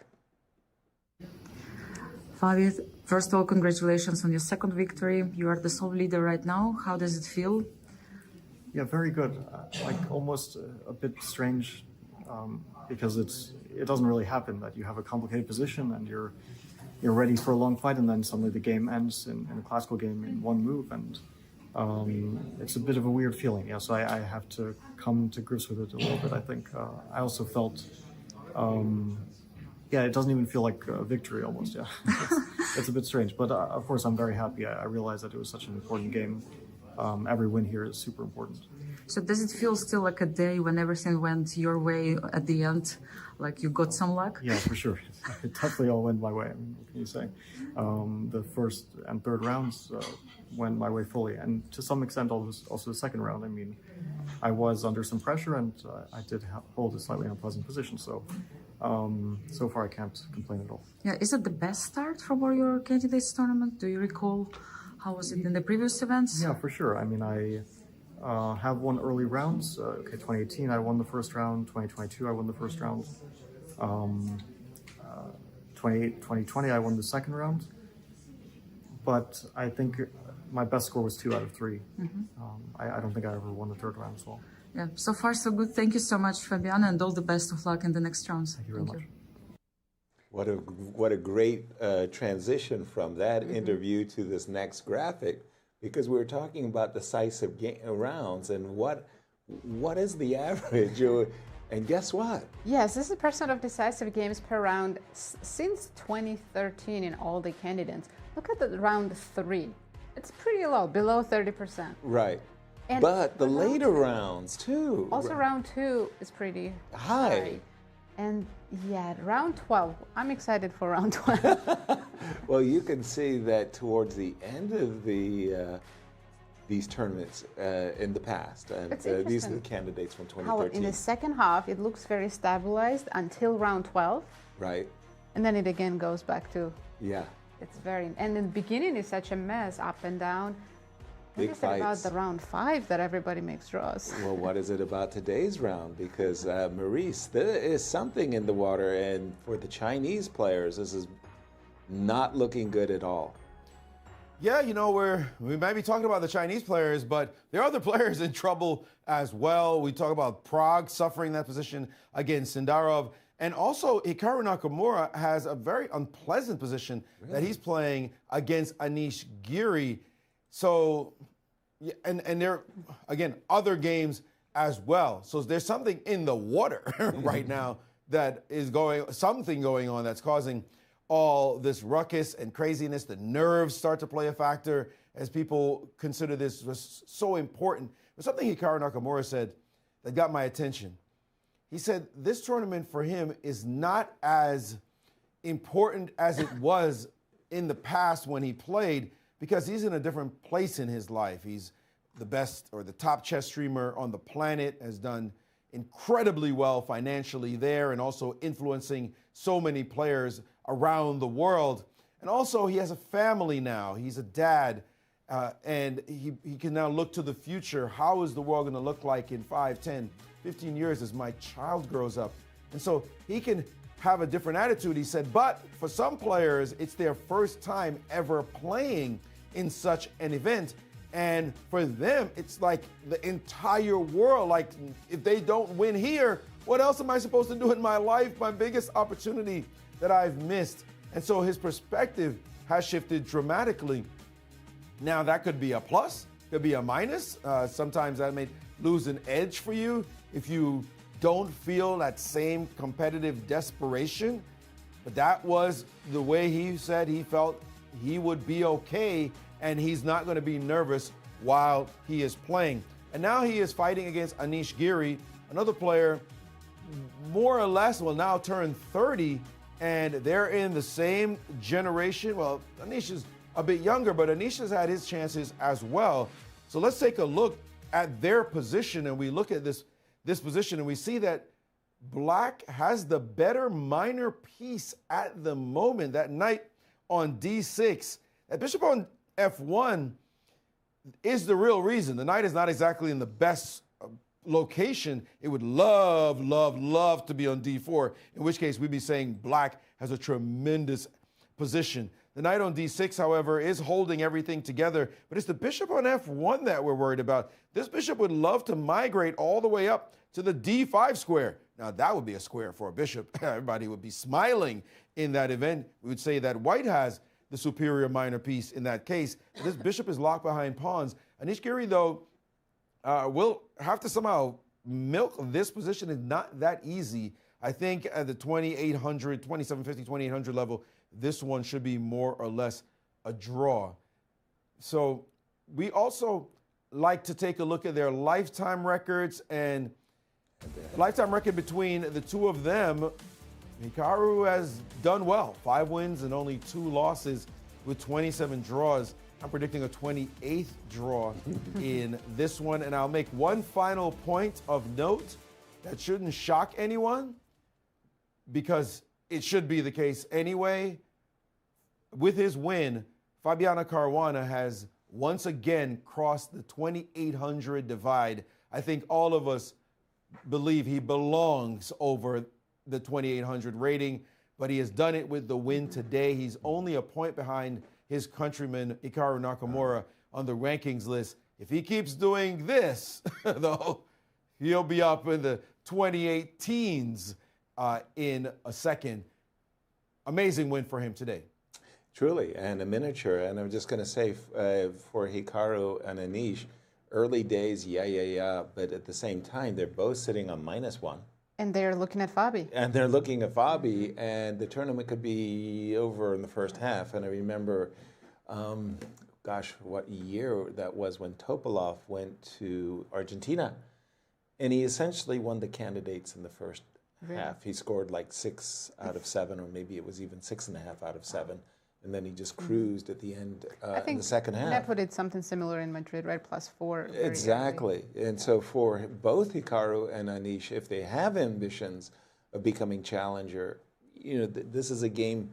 I know, Maurice, what you just said, that this could be their 28th draw, but they're on the other hand, Yasser, ending their tournaments with draws. They need. If they take a huge risk here and lose, it is absolutely over for them. That's right. Because they're both at -1. Yeah. But here I feel that this is a position that Anish should overpress. Like he's got a very, very good opportunity here. He's just played the move Queen E6. And what is it that we're talking about? Well, slight weakness. The knight on D6 is actually magnificently defending this pawn. The pawn on E5 is also. So if I'm in Black shoes, I'm immediately thinking about doubling my rooks. Pardon me, it was supposed to go to A7. Rook E7, Rook A7, Rook A8, and let me play B5, B4, and get a passer on the queen side. From White's point of view, no D4. Queen B3 offering a queen trade. Queen B3. Is that really a relief for White to trade queens? Because it's still an unpleasant endgame even without the queens. I would say that it should favor Black. But maybe we're also overestimating how much better Black's position is, because I keep seeing these triple zeros. Yeah, but the problem is the engines favor the bishops very much. So, and the engines are saying, oh, these pawn weaknesses right now are very well covered, which is the case. But I'm just saying, as a human player, I find it much easier to play Black's position. And I've got happy moves on my agenda. I've got rook a7, I've got king f8, king e7. And what is white going to do? Bishop e2, king f1. Yeah, not such happy moves for Not. So I do feel that despite the engine's appraisal of even Steven, I would give Anish the upper hand in this opening. Absolutely, I agree with that, but Hikaru can hold this and keep the equality on the board. Maurice, what do you have for us? A couple of things. First of all, that event, as Argentina, I know, it wasn't exactly a candidate. Actually, it was a world championship, FIDE World Championship. Topalov got the FIDE World title from winning that event after his brilliant 6.5 start. However, just updating here, the Tan Zhangyi Kateryna Lagno game, we're almost gifted Kateryna the win. We're saying, terrible blunder with rook g4 by Tan Zhangyi. But her time pressure, take a look at the clock after just a couple more moves. And we're here at queen f3. She's played some suboptimal moves according to the engine. Still advantage black, not as big as it was before. But take a look at how much time is left. 54 seconds to make the next 9 moves. 54 seconds. All Tan has to do is figure out something a little quirky, a little weird, a little strange, and we might see the exact opposite results. We might find a blunder occurring on the board. So she's got to be careful. 54 seconds, the quality of your moves drop dramatically as your time drops. We see knight b4 has been played, and that's a really terrific mistake with a lot of time on her clock. Not playing the best moves at all is the former women's world champion. Knight b4, it looks attractive going after this pawn, but apparently rook b8 is a very strong move in this position. But guess what? She only has 25 seconds ticking down. She needs to find a move, and it's a concrete threat on the board. What's my best move against knight c6? And rook b8 is a little counterintuitive because it forces white to attack. See, exactly as I said, she played rook to d6 instead. It forces white to find a way to attack you even more so. So that move does make sense. She's gotten extra time on her clock, of course. But hey, anything could happen when you have less than a minute left with so many moves to go. Mm-hmm. Indeed, anything can happen. And at least she gets 30-second increment, right? Otherwise. Right. I mean, unlike in the open section where the players will not be getting their increment until move 41, I thought Kate had just a great position. I wasn't paying attention to the clock. Suddenly, it's very, very dangerous. I'm returning to the game of Prague and Sindarov for just a moment because we did see rook e1 and rook e2, queen e7. And I'm expecting bishop b4, queen b2, and now something like a bishop e6. Not a5? Or a5. Yeah.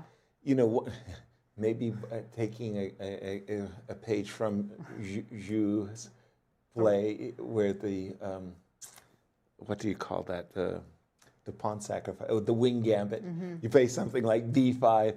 I mean, there's a king. Wow, I like b5. There's a king on c1. If I take, you're going to go rook b8 and just make my queen very uncomfortable. Well, exactly, and to open up the c file. But when, like I said, when I know your address, I know what I'm supposed to do. I'm supposed to put my pieces opposing your king.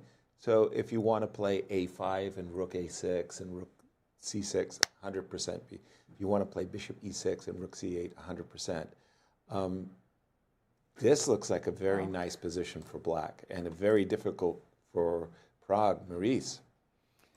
A big development in the game that is about to conclude between Zuzhiner and Bibisara after getting a wonderful opening, amazing preparation.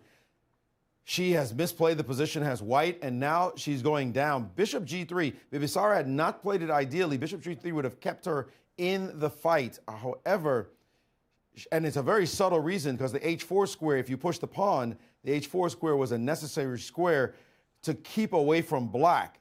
However, this move, we talked about the back rank, queen g5, and now the back rank is an issue. So she tried to resolve that by putting her bishop back on e5, realizing the problem that she had earlier, hoping against hope that this would help her. However, bishop to e4 is now currently on the board. Bishop to e4, and here's the problem. That's a mate threat. You cannot play rook g3 to stop the mate, because rook to c1 check, your king goes up, queen to h4 check, your rook goes over, and this is one of those lovable patterns we learn as kids. Rook to h1 check, king takes with check, and we don't care what you do, your bishop can come back just to show its own shame, and queen takes on g2 would be mate. So in this position, she cannot defend by playing that rook move that she would love to play. And now bishop g3, of course, h4 comes back under very different circumstances. It looks like she did play a move. She played f4 instead, and now rook check, and the same thing or similar is happening. Well, slightly different now. After this king moves, queen h4 check we would expect, and after rook to h3, the queen comes in at a different angle, and this is looking very bad as the position unfolds. There's a rook c2 problem coming next, and pure desperation. There is no desperation. In fact, the game will be over. Rook c1. We have all these moves now live on the board, and Bibisara is going to wrap this one up with a direct attack, and she's a killer. She loves these kind of positions. So we will see her take the lead in the women's tournament with a win in the next few moments. Maurice, I'm sorry to interrupt, but there's a huge development. Kateryna Lagno just blundered. Tan Zhongyi can win her game. Wow. What? So if you can quickly show us what happened, because I just see the eval bar just... I see it as well. Yes, and as I mentioned, time pressure makes fools of us all. And look at this moment, rook d6 with no time on her clock, d5, trickery on the board, and her opponent took, and now knight c6, she moved her rook away, knight back hitting the queen moved, and now rook takes on c7, steals a piece, and it has happened. Rook takes. Now if you take, there's a simple fork, thank you very much. The game has completely transformed itself. Kateryna Lagno, who survived game one through a miracle, should have lost literally in 2 moves in that game. Survived game 2 with a miracle. Game 3, a gift to her when her opponent blundered through a rook move, rook to g4. Now a rook sack comes back at her, and she is about to lose a full piece. Well, it's not a full piece. At least she has 2 pawns for it. But that time pressure has cost her. She must be shaking her head right now in absolute shock from a completely winning position. She's going to have to just keep making moves until move 40. But Tan Zhongyi can't believe it, thanking her lucky stars. What a development we are having. The moves this round is absolutely bizarre. Wow, what a big turnaround for Tan. What a cold shower moment that was. Rook takes c7 and queen b8 check, winning a piece. It just wow. feels like Lagno ran out of her luck. But yeah, wow. She was outplaying Tang, so this is absolutely devastating blunder. That rook c7. Oof. We also have a result that I don't think we mentioned. We do in the open section. It was a draw between Matthias Blübaum and Andrey Esipenko. As we expected, it was that quick end game. Everything got traded, and it was just an equal position. Yeah, that was the case for some time already, and that was the final position. Yeah, same color bishops, similar pawn structure, no breakthroughs, and they. I don't know if they reached move 40 and one of them offered a draw, or they found a 3-move repetition. Exactly. Keeping my eye on the game between Prague and Sindarov, I see that both players basically come down to the 15-minute mark. And it's early days. I mean, they've only gotten to move 25 in this position. The players are not getting increments added to their time, so they will be playing 15 minutes versus 15 minutes, if you will. Until the move 40 time control, and then Yasser, you know what that means. We're gonna have more blunders. Absolutely crazy time trouble here. They'll be down to 10 seconds. Yep. And then anything can happen. Prague could turn this around. Yeah, and again, I'm just thinking for myself, I would be thinking, okay, I've got to play b5, I've got to play a5, I've got to bring my rook to c8. So for me, the most natural move in the position has got to be bishop e6, right? Because I start thinking that, okay, I'm going to bring my rook, either this rook to c8 or the other rook. It's like a Sicilian, where there's a king on c1. Strangely enough, there's a rook on a1. Instead of d1. Yeah, instead of d1. But it looks to me like black is for choice in this one very much. But we've got breaking news everywhere. I mean, crazy so many games. Blunders today. It's day of blunders. What's going on? And how it was oh, pardon me. I wanted to go to the Hikaru Nakamura game. Thank you for bringing that up. Because I don't know, but it seemed to me like Anish rushed with the move c5, c4. Again, to my way of thinking, the pawn on d3 is backwards. And, you know, it's very helpful if you wanted to play c5. If we take this position right here and you say, you lean across the board and you say to me, is it okay if I remove your d3 pawn and you can remove my c5 pawn? I go, okay, I agree. I mean, I see that pawn on d3 as being a liability. So I think Anish rushed wrongfully with the move c5, and now c4. Hikaru managed to also trade the other pawns. He traded a pawn for the b pawn. That was helpful. Absolutely. More pawns come off, the easier it will be for white. Hold on. Is c3 a move? That's the big question. c3, but is that... Because, I mean, as Maurice said, you put a knight on d4. Never letting the knight get to d4. I mean, that will be a positional overkill. Maybe rook b6? Rook b6. I want to play queen b4 next.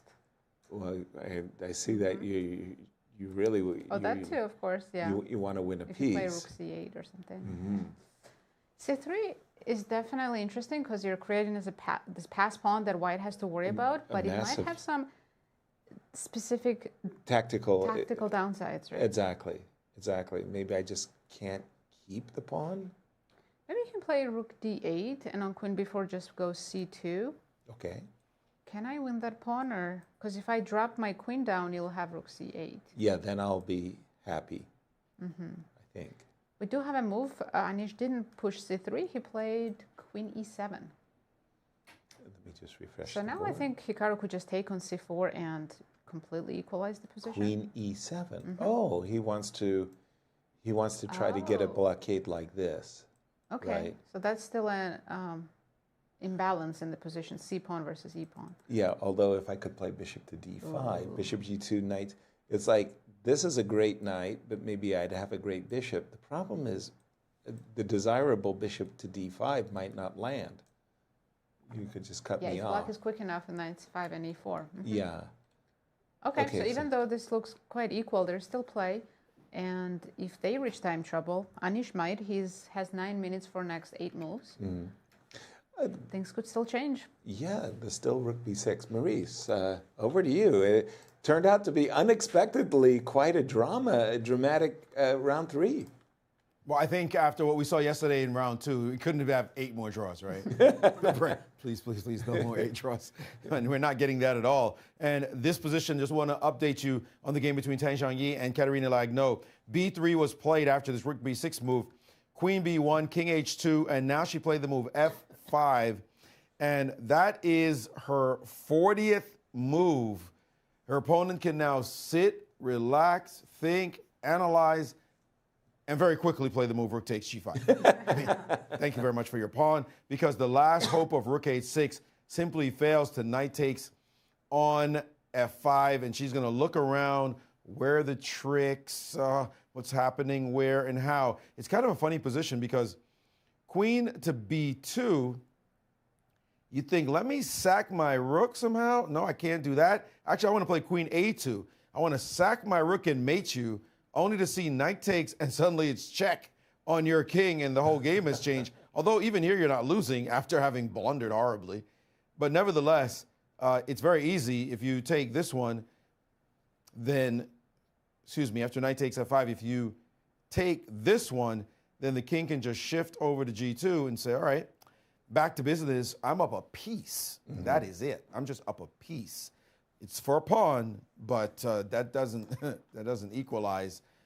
You're about to go down, and not much you can do in this position. Your rook is hanging, as is that G7 square.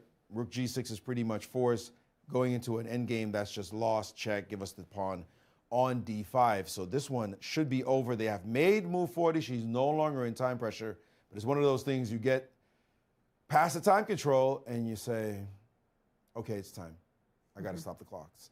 And especially with her opponents having so many minutes to make the next few moves. It's a miracle. I mean, Christmas came early for Tan Zhongyi because she went from completely dead lost with a horrible blunder to now winning the game, about to go into first place. Wow, Incredible. thank you for that. And We there's also another have a result. result in the ladies section. It was a draw between Vaishali and Muzichuk. I don't think we got a chance to look at that game, but it seemed very even from start to finish. Right. This is the end, just rook end game with 2 pawns on the same side. Looks And like we a should- balanced position.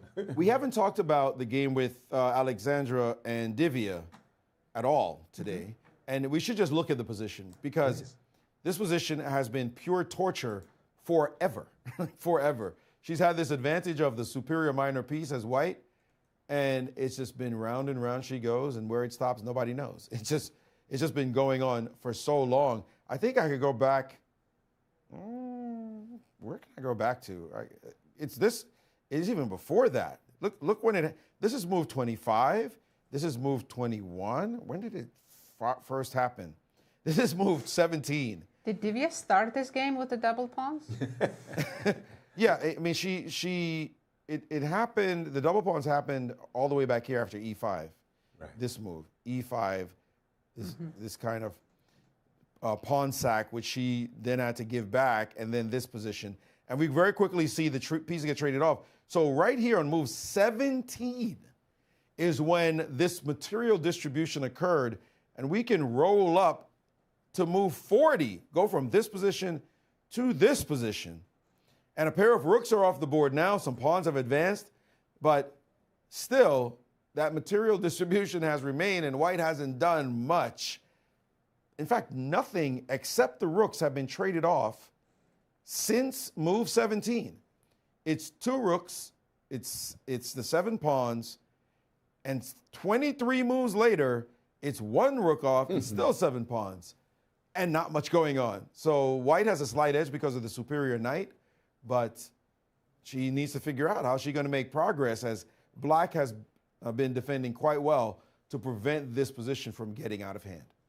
Thank you, Maurice. I'm going to turn our attention back to the game between Prague and Sindarov, because there was a moment there where Sindarov had like 20 minutes versus, let's say, 15 or 16 for Prague. And Sindarov burned 10 minutes of his clock. This critical moment, it's funny.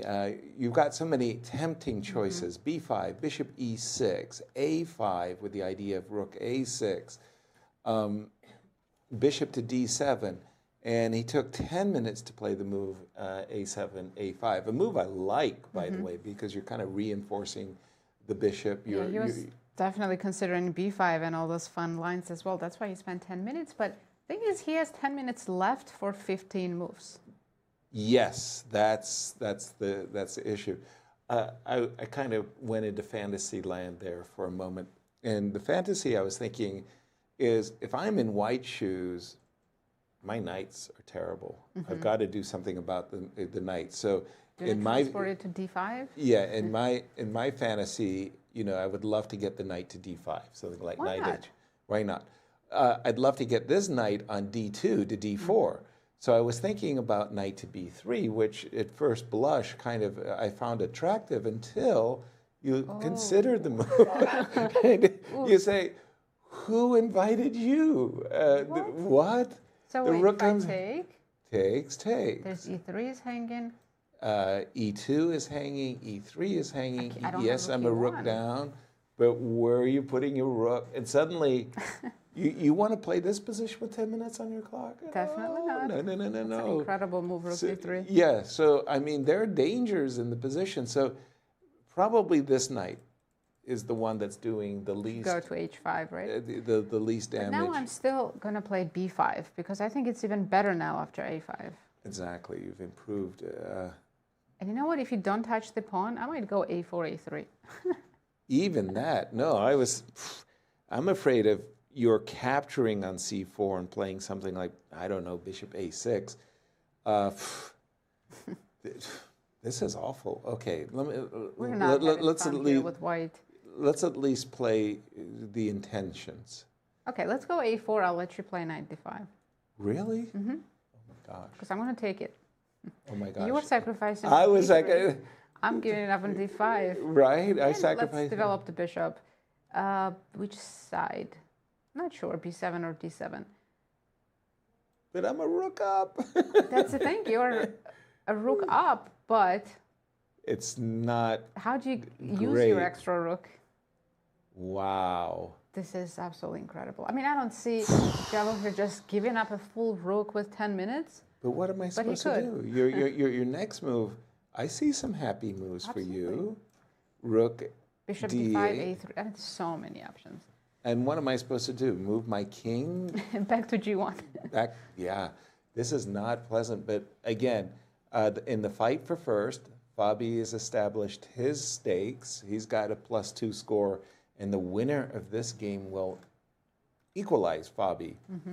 Should this game have a win? Maurice, over to you. As I think Hikaru's game is now become Yeah, it's dry. absolutely a drawn endgame. They've traded a lot of pieces. It's just rook and bishop versus rook and knight. Oh With the dear. pawns on the same side. Oh dear. So They're going to reach move 40 and probably offer a draw. They'll move away from that. We can check the position. Yeah, bishop f1. Yeah. I think that's a relief for Hikaru. I do too. He was in an unpleasant position today. I agree wholeheartedly. That was not what Hikaru He was wanted. never much worse or anywhere near losing, but he didn't get any advantage with the white pieces. Exactly. Maurice, jump in. Yeah, I hear you saying it's a relief for Hikaru, but I gotta say, your first chance with the white pieces, and you were suffering in game one. You were losing. Okay, you had a chance to draw, but you were definitely losing throughout. Then you were suffering in game two, and definitely worse. By his own words, he should have actually lost game two. And now you're worse in game three. That's not what the doctor ordered if you're trying to win this tournament. And now you're at -1 with somebody else in the tournament at +2 and maybe somebody else going to +2 as well. So dangerous times, the tricky moments will be transpiring for this #1 seed in this event. Now, another #1 seed on the other side, she's going down. Let's look at Zhu Zhenner's game. She made it to an end game at least. She didn't get mated, but you know, you can either die by a car running over you or it's cancer. It all comes out the same in the wash in chess. The game is over. We don't really care because take a look as the finishing touches. Yes, you made it to the end game, and it looks like opposite colored bishops. Let's get a little bit of a chance. Well, sorry, the pawns are too far separated, and your bishop is doing nothing. And this is how it went after a4, and she resigned in this moment because guess what? b4 is coming. You make one waiting move, and b4 lands on the board with a thud, and just again, too many pawns to count. You could bring your bishop back, but the king takes this pawn. Your hope of any counterplay is gone, and the king is just going to march in. This bishop guards that b pawn. I'll just make this point. The bishop guards that square, so the b pawn's going nowhere. The king will end up on c2 in any moment, just a few moves. This king is relegated to defending this one, and that's why you needed the other pawn at least, because your two pawns on f and g4, that is doing nothing to harm the position for black. The game is completely busted, so that is why in this moment she resigned. Zhu Zhenner could have been 3-0, sitting now at -1 in the tournament, but Bibisara Asayubayeva, she is atop the world of women's chess at the moment as she is in clear first. Who will join her? Will Tan Zhongyi be able to seal the deal? We think she will. And we saw them all tied after 2 rounds. That reality is over as we now have a leader. Well, Maurice, actually, Tan Zhongyi made a big mistake on move 41. Maybe What? Kateryna's luck hasn't run out yet. Whoa, Surprise, that's a hot potato surprise. game. Mm-hmm. Oh my goodness. So what's going on now? What the heck is going on? Oh, Wow. my goodness. What she blundered. You know, it's hilarious. The sin of the 41st move. We know about this as players. Those who don't play tournament chess don't know that experience of the 41st move. You get to time controls. Oh, whew, okay, I can relax. No, you can't. No, you can't. You do not relax when you get to the 41st move. You have to find your tension once again, because the fact that your brain gets out of fight or flight mode fools you into thinking that the worst is over. I'm up a piece now. It's all good. She should have continued with aggression. She did not want to keep things complicated at all with rook takes g5. Instead, she decided, let me just play a nice little move. She's got to deal with her knight. No big deal. And Kateryna Lagno, for the 3rd time maybe in this event, may save this game. Crazy. This rook move is tremendous. You cannot play queen takes on d5. And I mean cannot play the move because of the stunner knight to f4. Oops. Suddenly the rook is showing up on h6. Your queen's under attack. Your rook's under attack. And there's this rook move that will end your life after this capture. Check, king to g3, and yet another check. Now, if you block with the knight, you lose your queen. And if you block with the queen, this is one of the most beautiful things you're ever going to see. G4. Oh, gorgeous. G4. You don't see moves like that every day. Easy to overlook. This kind of magnificent mate, that's epic beyond belief. It may even happen in the game. That is something you could easily miss. Why do I say that? That might happen. We're here at rook f6. Queen h5 is rook to h6. Your advantage is gone.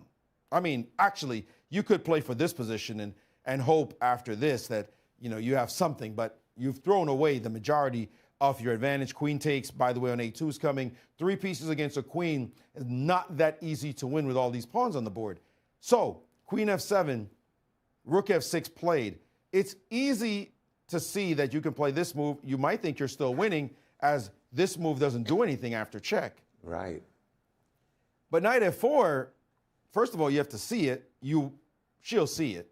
But then you'll think, but wait, if I take, check's the only move. I move up. Where's there a check? Okay, this is a little bit dangerous. I will have to calculate. Let me calculate. Dung, dung, dung, dung, dung, dung, dung, dung, dung. It doesn't work after king f4. I'm good to go. All right, that seems bad enough. She does have a check, but I can block with my queen. What does that do? Nothing else happens. No. Unless she calculates this amazing g4 move. Look at how everything just conspires to trap the king on g3. This is gorgeous. You don't see this. You see this 1 in a million games. I mean, this is insane that this kind of attack could work, but it does. But I'm going to say I wouldn't be surprised if it landed on the board. But no doubt Tan Zhongyi is feverishly calculating this variation that she did not look at. What will happen next? I don't know. We have a draw in the game with Hikaru and Anish, but pins and needles to see what happens now, because frankly, we all love seeing variations like that play themselves out on the board. Wow, The that is a G4 nice move. Wow. It's not an epaulette mate where you go like there's a queen on e6, a king on e8, and you have a rook on d8 and f8. But with the e5 and e3 squares, wow, it's gorgeous. Thank you for sharing that one. I still, board, yes. I'm so fixated. I apologize, because I've been looking at the game between Prague and Sindarov. Both players are now at the 6-minute mark. They still got a dozen moves to play. Yes, this is the only game left in the open section as Hikaru and Anish drew their game. Sorry. Yeah, got to get that in. That was a good result there. But we were talking about the knights, white's knights not being ideally placed. So Prague did go for that knight b3, there was no rook d6, rook d3, on the board. And maybe that was a temptation, but rook a6 is certainly a very tempting move as well. Knight d4, gift me the pawn on f5. Well, I'm not going to let you take that. Queen g5, and that was an interesting moment because I'm thinking I want to go On the queen queen side, yes. not necessarily on the king side.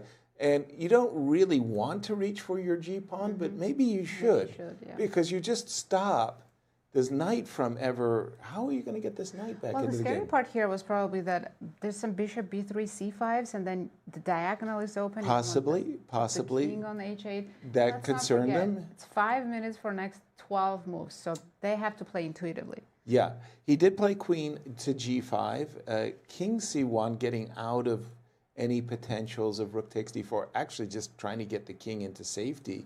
Maybe he would like to go king a2 and bring his rook into play. King, and now came h5, king a2, h4, knight f1.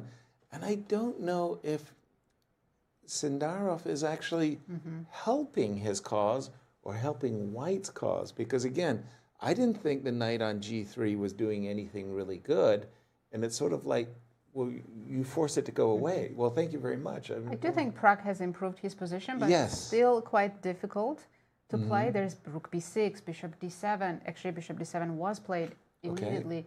This is the current position, and it's still easy to mess this up for either side. Oh, for sure. But, I mean, this rook on a1 has got to earn its keep. I mean, And it moved to d1. yeah, I would immediately bring my rook into play, rook to d1. They're blitzing right now. Moves are coming very quickly. Rook c8 was played.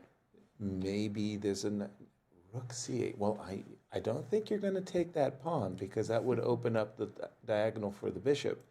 But this knight, isn't it time to bring this knight into play? d2. I like knight d2. Yeah.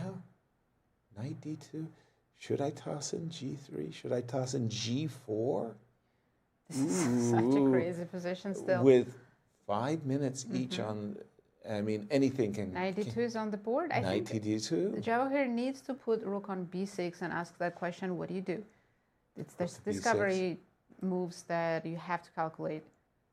Maybe there's nothing Is there immediate. a threat, though? That's my question. Nothing immediate, but it's just so easy to blunder, right? Right. And Let me it's on the just board. let me just refresh my board for a moment. I apologize, but I just want to make sure I have the live position, and rook b6, as you just said, is on the board.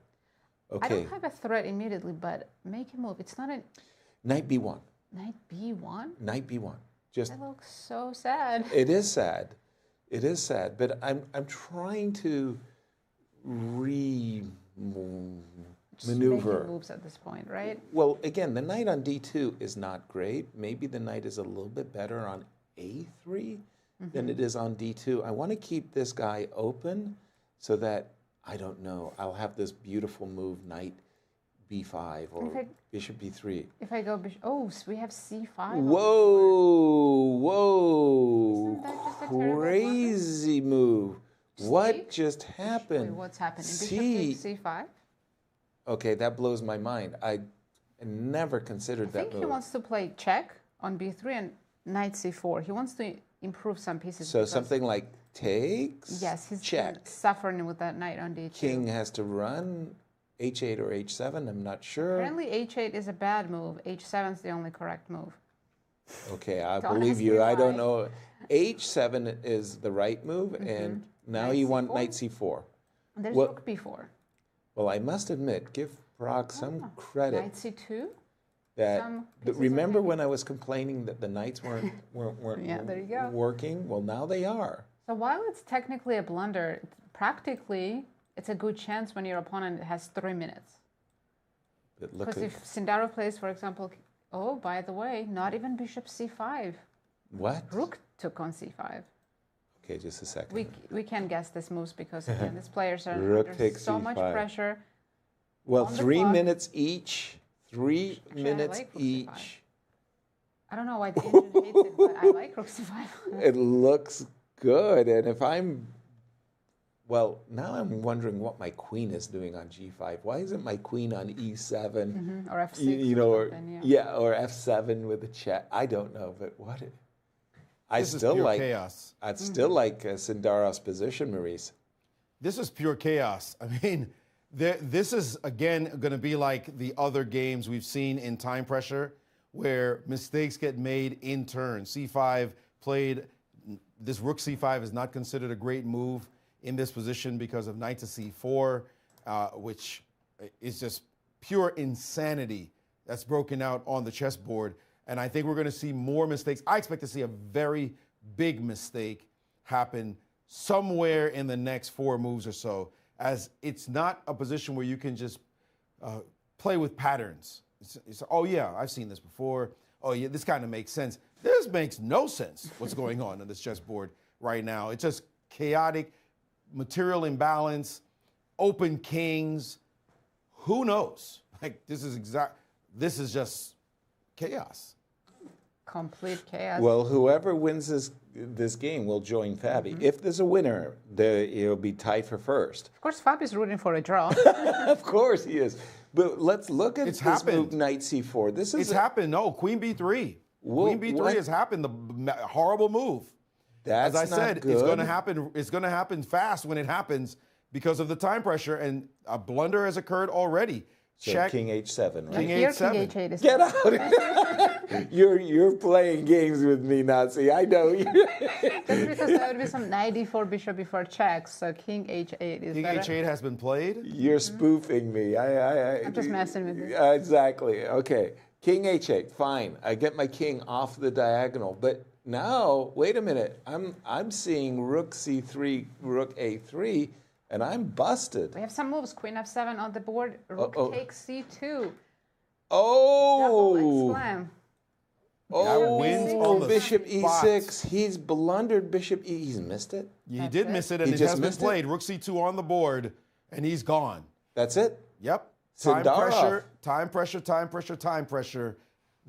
You can be an absolute genius. It doesn't matter when your clock is ticking down. And that is going to be that after rook c2, a basic blunder, by the way. One mover, in effect, and he's gone. I just, like I said, we can look at the board all we want to, but time is just not your friend in chess. It just isn't. You cannot mismanage your clock, and especially at these time controls where there are no increments for the first 40 moves. Wow. Rook takes c2, king b1 has been played. He did it with 1 minute on his clock. Sindarov can just capture the knight on d2. He's done it. Remember when he played rook a8 to b6 and we were all wondering what the rook lift was doing? Well, look at that. Look at that. I mean, it's magnificent. It's joined the attack, and at this point, you could... is repeating what he did in round 1. As soon as there was winning time with trouble, black. and he got an initiative, he started the attack and just checkmated Esipenko. And he's doing the same to Prague. Wow. Incredible play by this youngest player in the event. These two are the youngest, by the way, both only 20 years old. But winning with black against Prague. Well, winning 2 games with black out of the 3, that's remarkable. So again, I think it's just time trouble now. You as white, you play king c2, I assume. Take on e3 even. White only has 1 check against black's king. You don't have to worry about any of that. King always went played e2. king a2. Which move do you choose? You have probably 15 winning moves. Well, you got to choose one. I would take on e3. Well, d7 is hanging too, And then I'll right? take on d4. I'm up 4 pawns. You're not getting an argument from me. Did you say 4 pawns? He's taken on e3, following 30 seconds for Prague, but it's not about the time anymore. They're overwhelming material advantage for black. They're 2 moves away from the time control, but the position. And we do have takes on d7, takes on d4. Yeah, there are no tricks anywhere. It's just he's just making moves because now he has made time control, but just looking at the position, Queen f6. You can't be down 4 pawns and hope to survive at all with no real counterplay. By the way, Sindarov came into this event, I believe he was number 12 seed in the world. Yes. After his win in round 1, he became a top 10 player, and now this win will make him a top 8 player. Wow. He is rising. His star is rising, and they've made it. And there it is. The win is in. Wow. Tied for first with Fabiano Caruana. And tomorrow he's playing Fabiano Caruana. Wow, that's a round you're not going to want to miss before the free day as well, Yes. right? I mean, oh my goodness, what a start. Can I ask you the standings? I mean, I've got to just double check where we are. Wow, we have now two co-leaders at +2 score. That's Fabiano Caruana and Javokhir Sindarov. They both won their games today. Incredible start of the event. Two-horse race suddenly. What happened? The rest of the field. 50%, it's Praggnanandhaa and Matthias Blübaum. The rest of the players at -1. Including our top seed Hikaru Nakamura at -1. And the ladies, Some of them are still playing, but we have two results. It was a draw between Vaishali and Anna Muzichuk, and we saw an incredible game. Bibisara Asobaeva took down Zhu Jiner with the black pieces. with the black, and Zhu is going to be sitting there saying, "What has happened? I have 3 winning positions, and I'm in a -1 score. I mean, that's hard to crazy." accept. And in the game between Tan and Kate, that seems to be a hot potato game as well. And we have some footage of Missouri chess schools had very successful events. Congratulations to Sluice Women's The Chess Team. collegiate championships, yes. Yes, they're the 2026 national champions.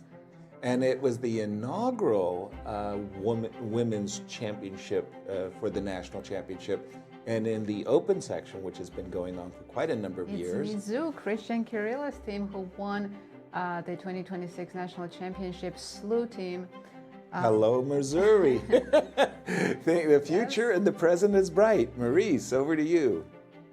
And the miracle of miracles has occurred.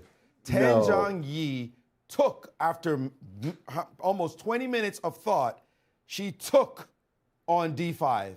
And now we will have one of the most extraordinary mates you will ever see in your life. That is no hyperbole.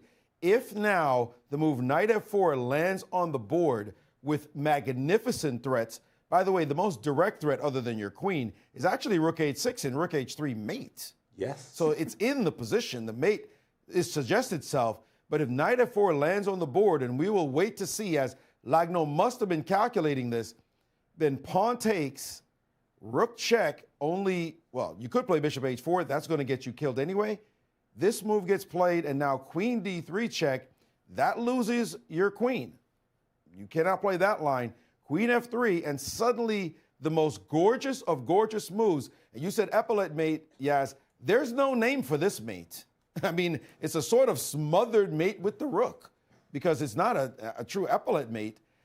It's just over is what it is. What a pattern, gorgeous. When I create studies, I try to set up situations like this that are not corny. It's like, oh, we saw what you did. You put all the pieces in the way of the king, and now the king has nowhere to run. And you're like, yeah, it was kind of a corny little start, wasn't it? This is in a real live game. This conclusion will be one of the greatest wins you'll ever see. A beautiful mate. And now we're ticking down, waiting for Lagno to find knight f4. And the game, I mean, I can't even understand which angel is over Lagno. I mean, so what's going on with her? She had 2 completely lost games. She drew the first 2 games. This game she was lost, or this game she was actually winning. Then she was lost, and now she's winning again. Just a roller coaster ride. We talk about luck in chess. I don't know what horse she's betting on, who she's got in the final 4, which of the lottery tickets she's picking. I just want to call her up. And there it is. It's on the board. Knight f4 played. Ooh. That's style points when a move like that lands on the board. Style. But Tan Zhangyi spent 15 minutes, or actually more like 18 minutes. She must have looked at knight f4 and decided that it didn't work. Exactly. Otherwise, you just can't take. Otherwise, you just win if there's no other move. She must have looked at it. I can't believe it comes as a shock to her. But it is on the board, and it will come as a shock, as the position you see on the left of your screen will very soon resemble the position you see on the right of your screen if this line gets played out. Incredible comeback. One for the ages in this game. And I'm going to say it, if Kateryna delivers this checkmate with g4, she's going to win the tournament. I mean, the luck that she's been running on, this is... She could be 0-3. Yes.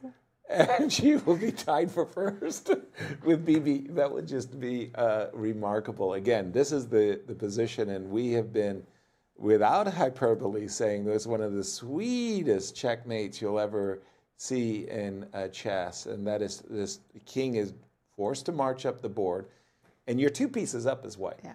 If you don't see G4, you could be tempted to resign, because taking on F4, king takes F4. Queen takes F5, yep, you resign.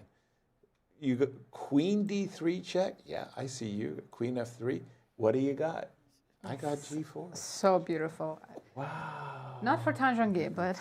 Wow, as we sneak in a break, we actually got a chance to catch up with 9-time world champion Viswanathan Anand, who is in Cyprus, and we'll see you on the other side of the break. We'll be back shortly.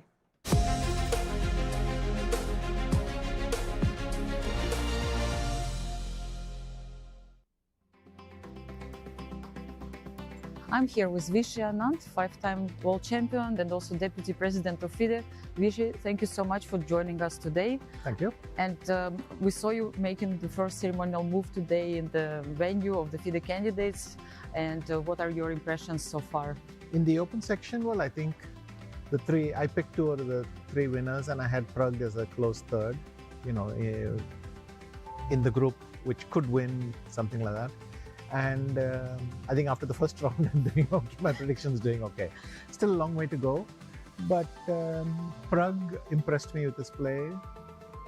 Fabiano, in some sense, obviously it is a very long game, and he almost let it slip away. But on the other hand, he also had long stretches where he managed to squeeze water out of a rock.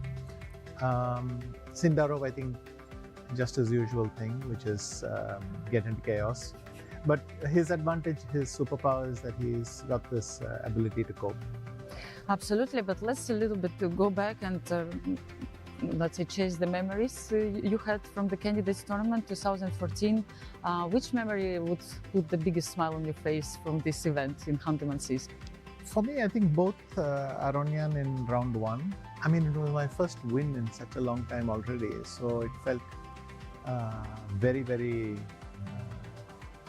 good, you know, and also you beat the top seed, that kind of thing. So as an entry, that was nice. And of course, the Topolov game, very good game. Both those, I would say. I think I had 3 very good wins. So the Mammoth game was good as well. But one thing, in Hanti, I was surprised to realize that in March, for me, March, in India, of course, it's hot, and even in Spain, March is already, the weather is improving fast. I was quite shocked to be in Hanti where it was still minus 20. So of course, Cyprus, nice contrast. It is raining and all, but weather is spectacular here, and of course the views and but okay, all chess players will understand what I'm saying when I say that if you win, you can be in Mars and it doesn't matter, you're happy, and if you lose, it doesn't matter where you are, also you're miserable. Yep. So the result is the main thing. So for me, Hanti is just one long pleasant memory. Yes, it sounds great. And what do you think was the key factor which helped you to win this event? I think that I didn't put any pressure on myself. I really had this feeling, forget about qualification and all that. If I play a good game in round 1, I'll go back, sleep nicely, and then try to play a good game in round 2. I mean, a very minimalistic attitude. I think that's a nice frame of mind sometimes. But it has to come naturally. I mean, you have to have some bad results before, and then you're naturally in the setup. I think if you yourself have this kind of attitude, it's normally lack of ambition. But in that case, I was kind of rebounding from some bad results. So you wouldn't recommend it to the players here in these candidates? You know, I wondered, why can't I have the same attitude in every tournament? But it doesn't come naturally. When you're doing well, you naturally become a bit ambitious and confident. It feels strange to keep downgrading your horizons. Again, there are no formulas in life, right? There are things which repeat once in a while and it looks nice, but I'm sure that if I did the same thing every time, sooner or later I'm not going to win. It's natural because you can't win everything. Isn't it amazing for you that there is not even one player from 2014 candidates event you played in Hunty? Peter Svidler is here, but not as a player, as a commentator, and we have completely new generation of players. So what do you think about, I'm talking about open event, what do you think in general about all the players in the field overall? Yes, it's gotten, it's a trend you see in many places. I mean, already in Tata Steel, I have to sometimes look and think, it's Anish or Fabi or Magnus, one by one. I think nowadays it's Anish. I mean, you are the oldest player. And for me, he's just, I met him when he was 12 or something, and now he's coming to this. So it's just a very strange, no, sorry, I met him a bit later. But anyway, the age just dropped a lot. All of them were playing under 10 and things like that when we were playing in Hunty. So it's not even that they were not competing; they were just really kids. But even Fabi was not playing at this event, at that event in 2014. No, but he could have played. It would not have been a surprise if he had played. Fabi, Hikaru, they could have made it there. Even Anish could have made it there. But Fabi was very strong. I mean, he already had his years in 2012 and 13. I think his rating was spectacular. And a little bit after Hunty, he did his 7 out of 7 in St. Louis. So it could have happened, but it didn't. Yeah. That is maybe the interesting thing. None of these players, no, Fabi and Hikaru played in 2016, so that already thing. Yep. And then Fabi played everyone after that, of course. Exactly, yes. Yeah. So my last funny question, could you imagine that Yasser and Maurice, who are now the commentators in St. Louis Chess Club, would join Fabi's team as seconds? Like, what would have happened in this case? I don't know. Is this some inside joke? Because I think it feels more like they would have a party rather than do any serious work. But I don't know. I haven't. But again, Maurice was. I met Maurice first time, I think, when he was. I'd heard of him before, but I met him first time, I think, when he came as Patrick Wolf's second to Beal in 1993. I think none of these guys were even born then. So 93, Patrick, who used to work with me sometimes, but okay, he was competing, so he brought Maurice along, and I remember that. But Yasser was still sort of active. And of course, Yasser had been Jan Timman second and Kochnoy second before that, and so nice stories. But I don't know what I'm supposed to say. I mean, No, just they would have been quite reasonable seconds, but by now I only remember them having fun in St. Louis. I can't think of them as seconds anymore. Yeah, we will pass this message to Yasser and Maurice. We just thank you so much for joining us and enjoy the tournament. I hope the strongest one will win. Thank you. Thank you.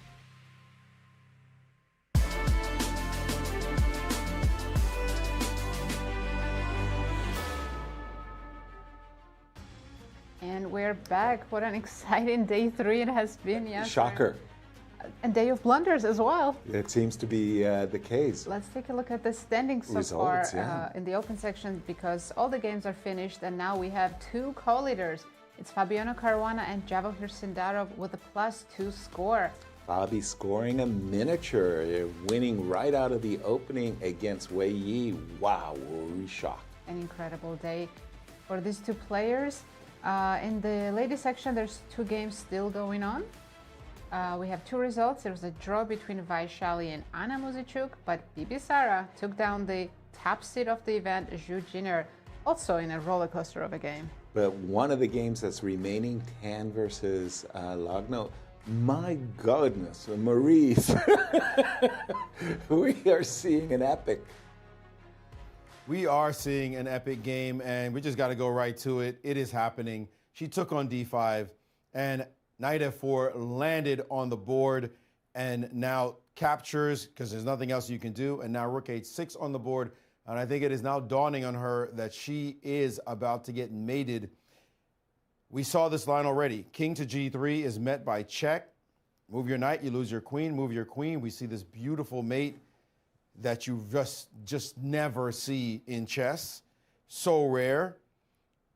The only move she has other than that is to hope that bishop h4 somehow survives. We know it won't. Rook takes, your king goes up, and now this diagonal check. And what to do here? King f3, you just get mated in one move. So you've got to open up the gates with this move.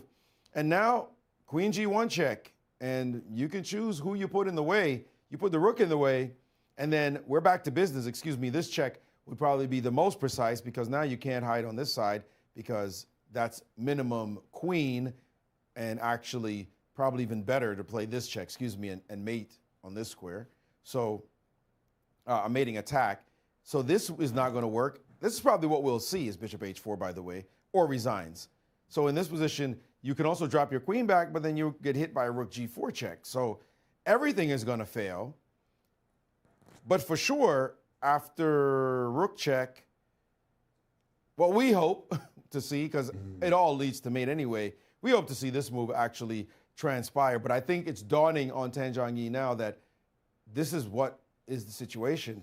I cannot play this move and allow this embarrassment of queen to d3 check. You just can't play it. There's nothing to look forward to in this position. By the way, this doesn't help either because after takes, it's even more embarrassing to get mated by a pawn. That's truly an embarrassing checkmate when a pawn mates you. And even if you block with a queen, you're still getting mated by that same pawn. So that's not helping. Everything you look at, you'll look with desperation and soon come to the recognition, the realization that there's nothing here. And back to the live board, we're here, and it's just basically a death watch right now as she's down to 3 minutes and 35 seconds. And Kateryna Lagno is well aware that this game is over. She knows she is winning. She played that beautiful knight f4. A miracle of miracles came from the sky, and here it is on the board for us to see in Tan Zhangyi going down.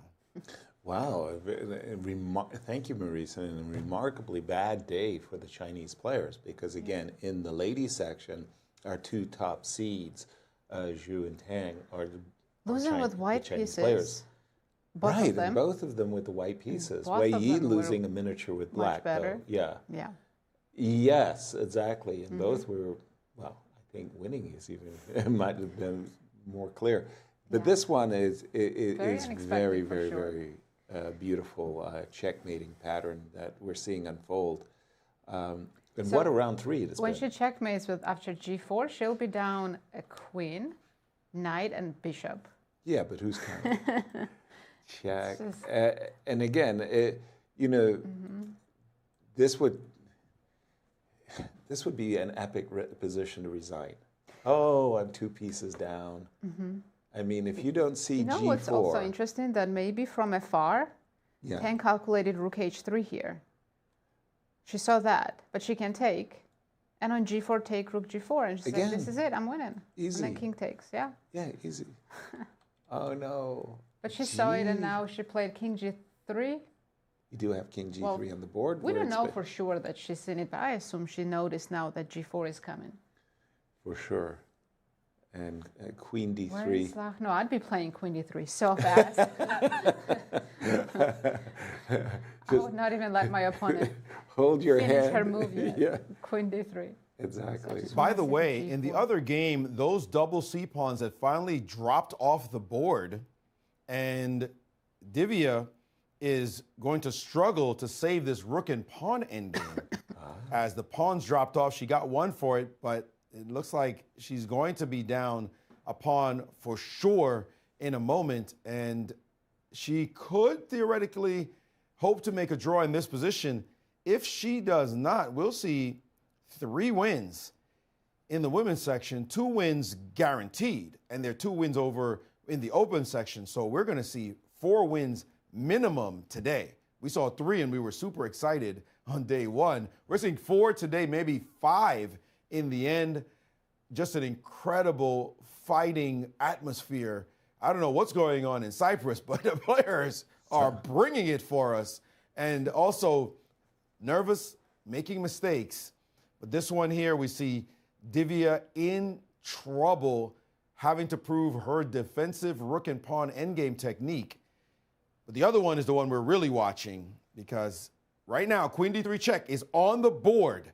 It is on the board, and if queen f3, we get to see g4 play out. I don't think we'll see queen f3 unless It's she on just the board. unless she's just generous. She has played it actually, and we're waiting for a simple pawn push to see one of the most beautiful moves you will ever see in chess. Yeah. This one of the most beautiful positions, I'll say. And there it is, g4 on the board with rook h3 mate threatened at this moment, as well as the queen. She's moved on. She's actually made a move. She's Rook played h2. Rook to h2, not to be embarrassed completely, but that to me is pretty embarrassing. I mean, as games go, it was a good time to resign the game, because now we just take your queen and you're not saving this position. Well, let me not talk too soon. the way this round has gone, who knows? Maybe somehow another miracle is ready to happen. Oh, no. I don't think we can imagine it, but that the variation played itself out. Here we are. I don't think my heart could take too much of this, Maurice. Don't say no more miracles. But All in yeah, one day. you're right. What a beautiful checkmating And pattern now that Lagno would is have up a been. queen, and she has enough pawns to easily convert this advantage. Very importantly, by the way, importantly, she should take with the pawn right now. Wait, what's wrong with king h6? Nothing get wrong. a passer. I just want to pass it's pawn. easier. I just want to have a pass pawn for you to worry about that too. Exactly. In the position. Yeah. But that would be an easily technical winning position, 2 minor pieces. Yeah. Wow. Very, very, very eventful. What's going to happen tomorrow, by the way? Still thinking about Pairings. today, but Tell us about today. tomorrow's pairings. And look at that pairings for round 4. Absolutely key matchup. You see 2.5 points for 2 players. It's Javokhir and Sindarov versus Fabiano Caruana. All eyes will be on that game. But other very interesting games as well, of course. We have Esipenko against Anish Giri. Wei Yi will be playing Hikaru Nakamura, both players looking for their first win. And Matthias Blübaum will be facing Praggnanandhaa after that tough loss today. Yeah, I'm looking at that field and I'm sitting there saying to myself, well, we have 2 ecstatic players and 8 disappointed players at the moment, all trying to get back into the contention. And how about for the ladies, the pairings, or do we know? We're not worried about that right now. The ladies section with is two, not over yet. with 2 games to go. But my goodness, what? It's too much excitement today. Wow. Yesterday you could have said 8 draws, although it was not a snooze fest at all. No. Especially in the women's section, open section, there's so many missed opportunities. But today it's too much excitement. Yeah, exactly. many We got to blunders. chill it down a little bit. Yeah. Woo! My goodness. Well, as we're getting ready to wrap up our broadcast of this extraordinarily eventful round 3, we just want to remind everybody that we had a miniature. I mean, Fabi said it himself very well in our interview with Fabi after the game today, that it was so unexpected that he didn't even feel like he played the game, because it was He said it doesn't literally even feel inside like a victory. Right. Yeah. It felt more like a gift. In many ways it was. And Maurice, your thoughts as we get ready to wind up our broadcast. Well, I have a very complicated bit of analysis, and that is, wow. Like, what is going on? You don't expect this kind of crazy battles, up and down games, and especially the egregious blunders that are taking place, just not at the candidates. We know it's an important event for these players. We know it's, for many of them, a dream come true. Actually, for all of them, the chance to become a challenger. You don't just win the prize money here. You also get at least the loser's purse in the World Championship match, which as historically has been about $800,000. So you win this, you're guaranteed at least the loser's money. But by the way, if I win, I'm guaranteed that money plus the loser's money of the next match, plus the glory that comes alongside it. All of it, it's that huge, and we can understand why nerves can take over and cause these absolutely fantastic players, the best in our game, to play moves that they wouldn't play. They stopped playing basically for them when they were in high school or when they were teeny boppers, although a couple of them just ended up not being teens anymore. Just simply an extraordinary event so far. Only 3 rounds in with 11 more of this? 11 more? What's going on? I can't wait. Tomorrow already with a matchup for the ages of 2 leaders. This is pure must-see TV. Yeah, and thank you, Maurice, and that Sindarov versus Fabi game, if you think that somebody's going to win that game, what that would do in terms of putting them so far ahead of the field. Like, we've got 8 disappointed players at the moment. Yeah, absolutely. If there's a decisive result in that game, the other players... Yeah. Wow. Well, I think that whole statistics and Ben's who's going to win and, the most numbers of decisive games. Well, let's take a look at I think our round 3 today just kind of changed that graph. For sure. Somewhat. Somewhat. And explain that. Why isn't the second half so decisive? Why is the graph, what is it about the second half? I think because in second half it's more clear who is playing for the first place, and some players fall far behind. And then also usually there's at least one player who's having a really bad tournament and everyone tries to beat that person. Right. That's my point. Yeah. You are my point in that case, yeah. We're hanging around for the Tan Zhangji and Kateryna Lagno because it's just been such an epic battle. We just want to see. A little bit sad we didn't get to see the checkmate. Yeah, because there's no real point of playing this on. Why not allow the beautiful mate on the board? Yeah, that's a good point. I think I would have allowed it. Well, here though, I think it's. I think now's a very good time after I was about to say queen to g8 check. I saw queen g8 and maybe posting up with the queen on g4. Then I can use my h-pawn as a battering ram. Bishop. And it's a very, very easy win, of course. Crazy part. Imagine the h-pawn was missing. There was no h6. No, I think the king could still come to h5 and to g4. Queen and king on g4, e4, and that's it? Yeah, exactly. Because I do have bishop to d2 to bishop e1. No, there's no fortress. No fortress, no. If you get rid of all the pawns, it's knight and bishop versus queen. Yeah. Is it savable? No. With accurate play? No, I know that with 2 bishops against a queen, it's hard, but it's a win for the queen. Wow, but bishop and knight should be an easy loss then. Yes, exactly. There are some draws. With bishop and knight versus queen? Yeah. King on h1, bishop on g2, knight on e4. Keeps the king out. The fortress, okay. The fortress, yeah. That's a known fortress. So here... But this is not it. But this is not it. I'm seeing Kate make a she's beeline going to run with the king. To g4. Or not. I think she's going to the center, d5. Whoa. Those tricky knights. Did you say you're going to go king e6 Not knight? I will pre-move. If you play king e6, I will pre-move knight d4. Yeah, I'm going to include a check and it won't be on c2. Yeah, also, yes. So B2 one or check, and then you want to bring your king to e4, which makes a great deal of sense because from e4, it'll be harder to chase the king away. I might have gone to g8, just, g8, f8, crawl my way to d5, just to make sure I wasn't putting my king in any dangers whatsoever. Can you believe this, though, as we go back and track Kateryna Lagno's tournament? After 3 rounds, she has had more luck than you have in 3 tournaments. Yeah.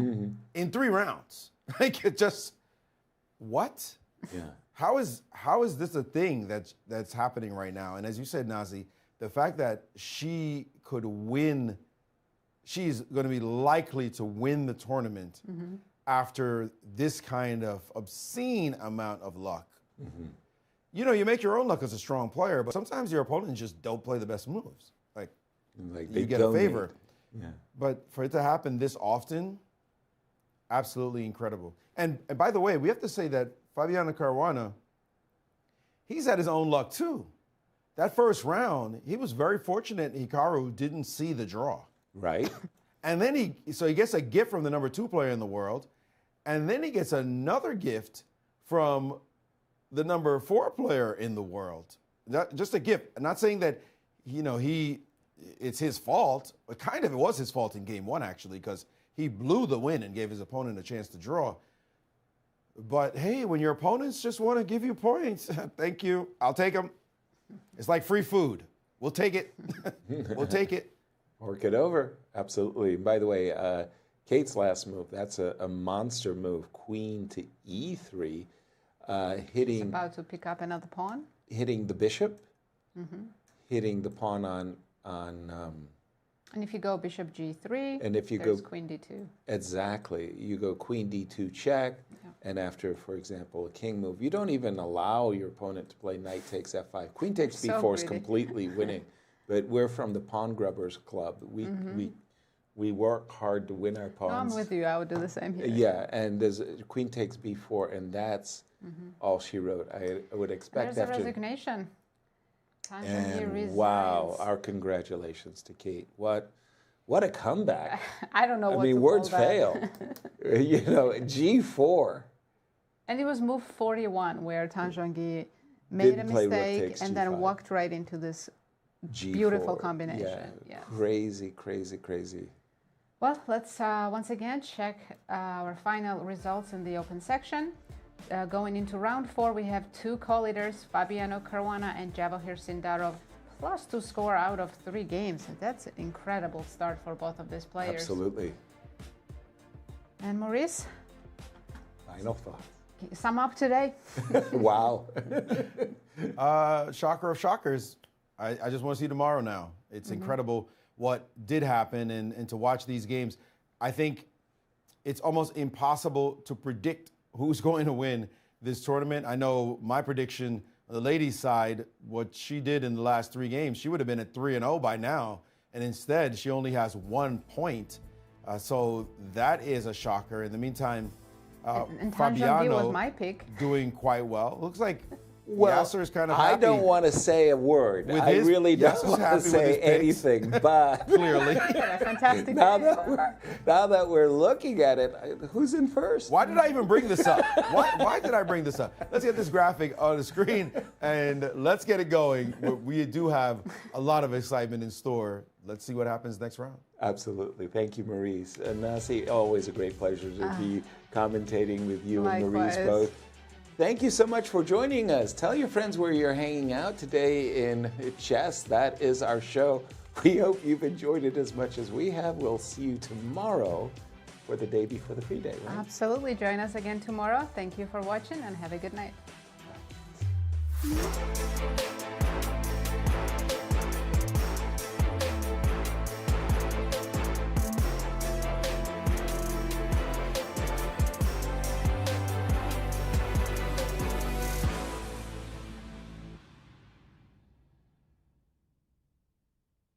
This has been a presentation of the St. Louis Chess Club.